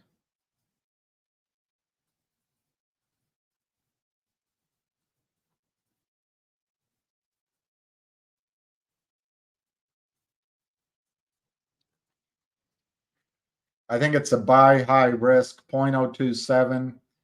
The last earnings report they published that the net asset value was 62 cents a share. They can go to jail for saying that.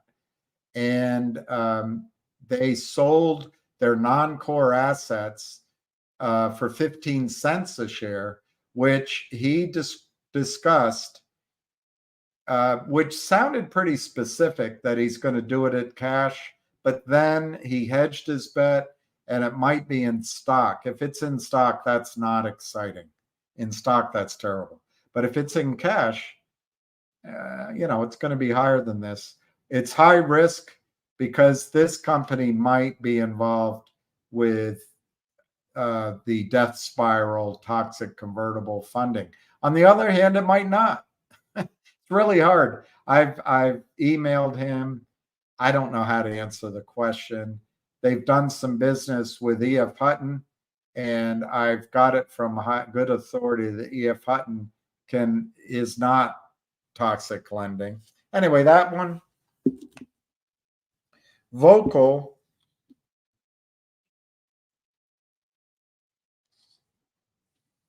.0095.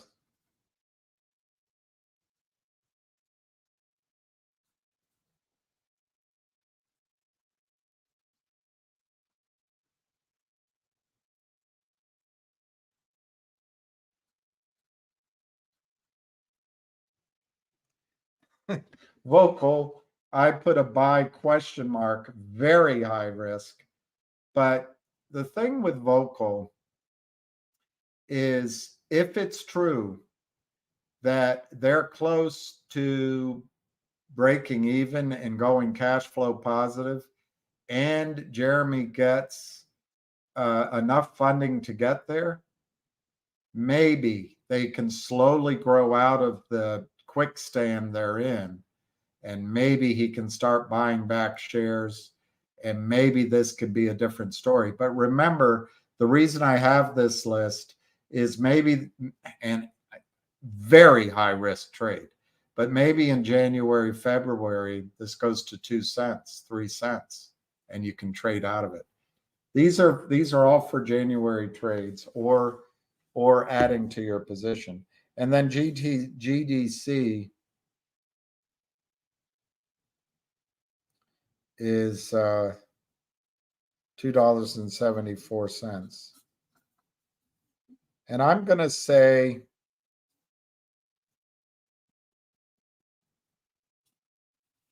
buy/hold. And I'm going to say speculative. So that's my list that I would look at for next week. Obviously, companies like GNS or CLNV or any of these stocks that have been destroyed could have a bounce back trade. And I was thinking about GNS when I was somewhat disparaging about some of the business ideas. It's not so much that those ideas are bad. I was trying to tell you this is how the criminals will see it. This is how it won't move the needle. That's why I was talking that way. GDC 274. Why would I buy it? Mainly, Ham heard about it. Ham knows there's 1 million shares purchased. There might be 2 million, 3 million in the float. And Ham bought it himself. That's about all I know about that stock. All right, I'm going to try to quit in 5 minutes, so you can go watch. Charlie Payne.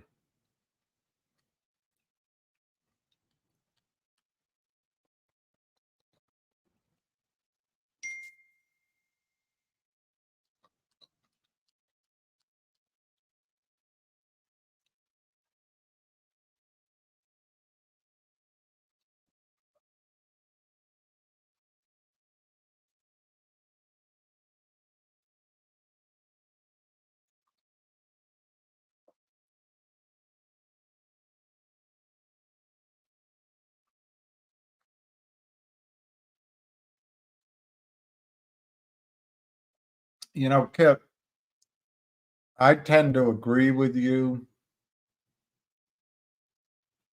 but there's so much confusing information out there.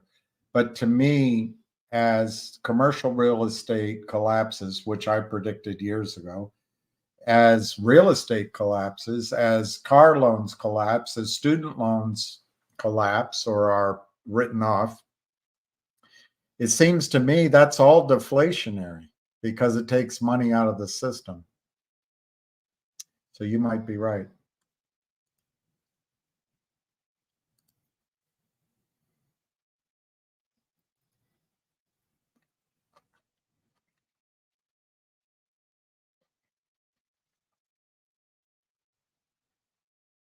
You're right about that too. They're just trying to drag Weekend at Bernie Biden over the finish line for the Democratic nomination, and then they'll put Hillary Clinton in.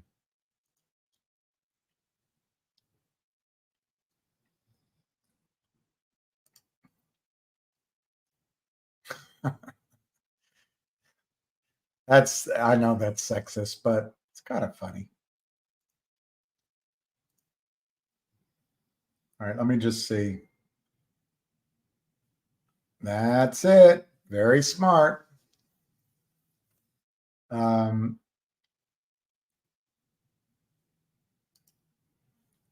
That's right too, Oro Wizard. All right, I'm gonna just see if there's anything big here. And then I'm going to sign off so you can go watch.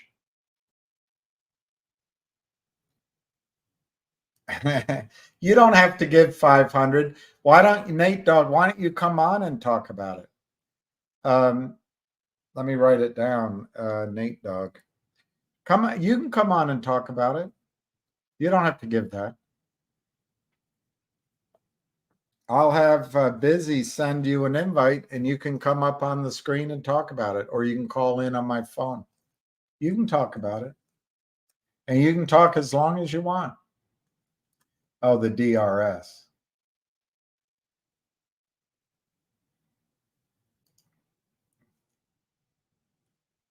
That could be. That could be. That could be. It looks like I'm either not online or a lot of comments just stopped. Oh, here we go. Okay. Billy Bob Thornton. I think the comments are all out of. Wish you value freedom of speech more than you. Everyone has the right voice their opinion. Yeah, that's true. Except for the Fudsters, Wisconsin 45. And I reserve the right to call a Fudster when I see a Fudster, but I could be wrong. But I agree with you, Wisconsin. I think I've shown over a long period of time, almost to the annoyance of everyone, that I will answer or put up opposing points of view, and I intend. I would like this to be a case where people who disagree with me can say what they want, and just like I said to Nate Dogg, just like I said to Nate Dogg, if you have something you want to share with everyone, I'm willing to have you on.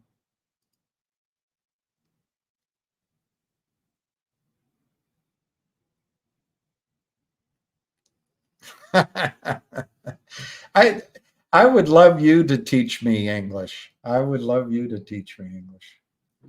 Anyway, all right. I think this is great. 70 signatures. I just got that news too. That's great news. 70 signatures. Thank you to Busy and Anna and Patrick and Junk Savvy and Syntax and on and on and on. So many people. And TAA Strupp. You're the best. You're the best. You're the best.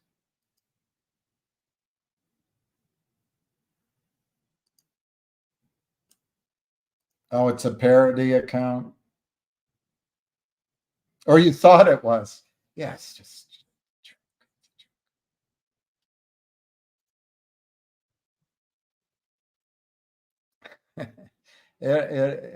look, the reason I made this list for next week, and I guess for the rest of today, is you're going to have some volatility. You're going to have people selling that, I've talked tax, and it might be an opportunity to add to the list.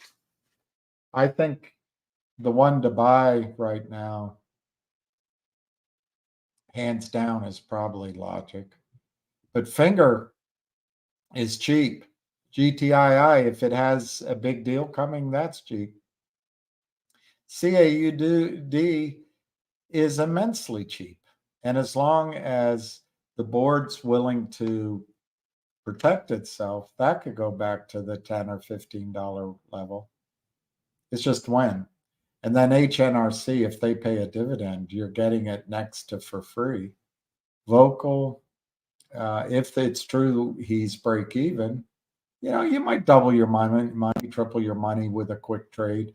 These are all for quick trades, except for Finger and, sort of January/February.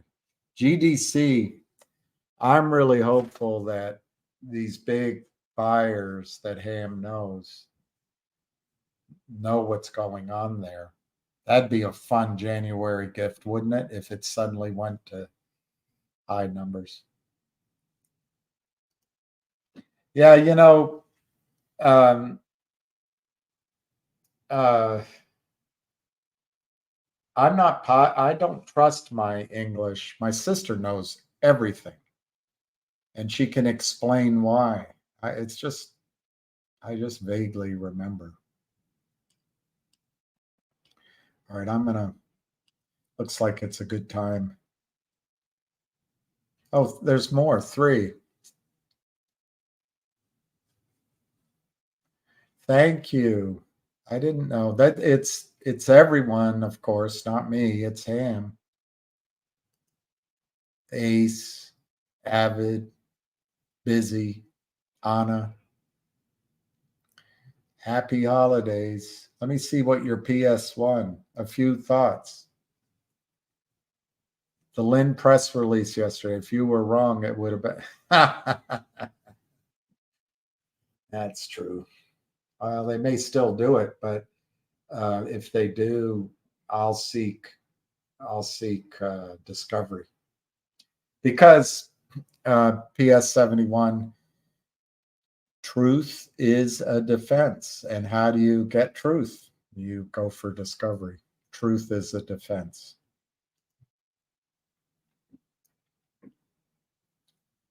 We'll go with Wisconsin. Wish I was more about freedom of speech. Wisconsin, you're welcome to say whatever you want. I just don't like the shills and the fudsters. Yeah, I might get it wrong sometimes.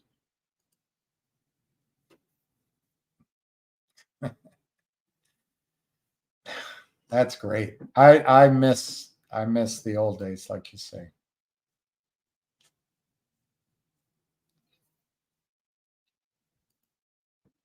Thank you. Thank you, PS71. All right, so I'm going to sign off. 141. Thank you very much. Merry Christmas to everyone. Happy Hanukkah to everyone. And happy holidays. Just peace. Peace to everyone over the next days. And then we'll look at Happy New Year next week. And I do pray for peace around the world, particularly with the children. Just, can you imagine the pain we're feeling with financial losses or risk of loss? Can you imagine the little children who have lost their home and their father or their mother or both, their whole neighborhoods? And I'm not picking one side or one locale. If I had to guess, the Ukraine will, as a country, will cease to exist. Poland, Belarus, Romania, Czechoslovakia. It's just been devastating, and we don't have that, and we should be grateful and thankful. But it doesn't mean we shouldn't say our prayers for peace, for the people who have died and been injured, but also prayers for the children who were suddenly bereft. Anyway, enough of that. Peace in the Middle East, I agree. Merry Christmas. Thank you, amen. Amen, Sarsur. It's tough. We can get emotional with each other if it seems like one's on the wrong side or another. But we're all powerless. We're all powerless. But we can pray. We can pray. All right. I'm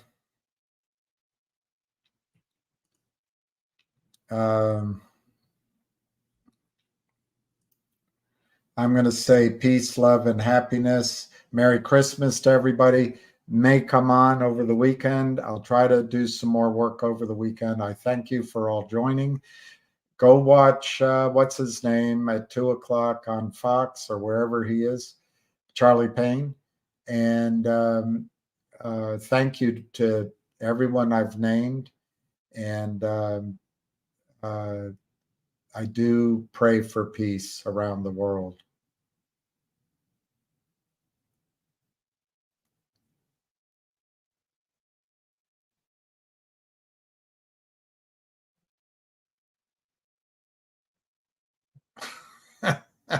Malcolm. All right. I'm going to say sayonara, and we'll catch you later. Cheers.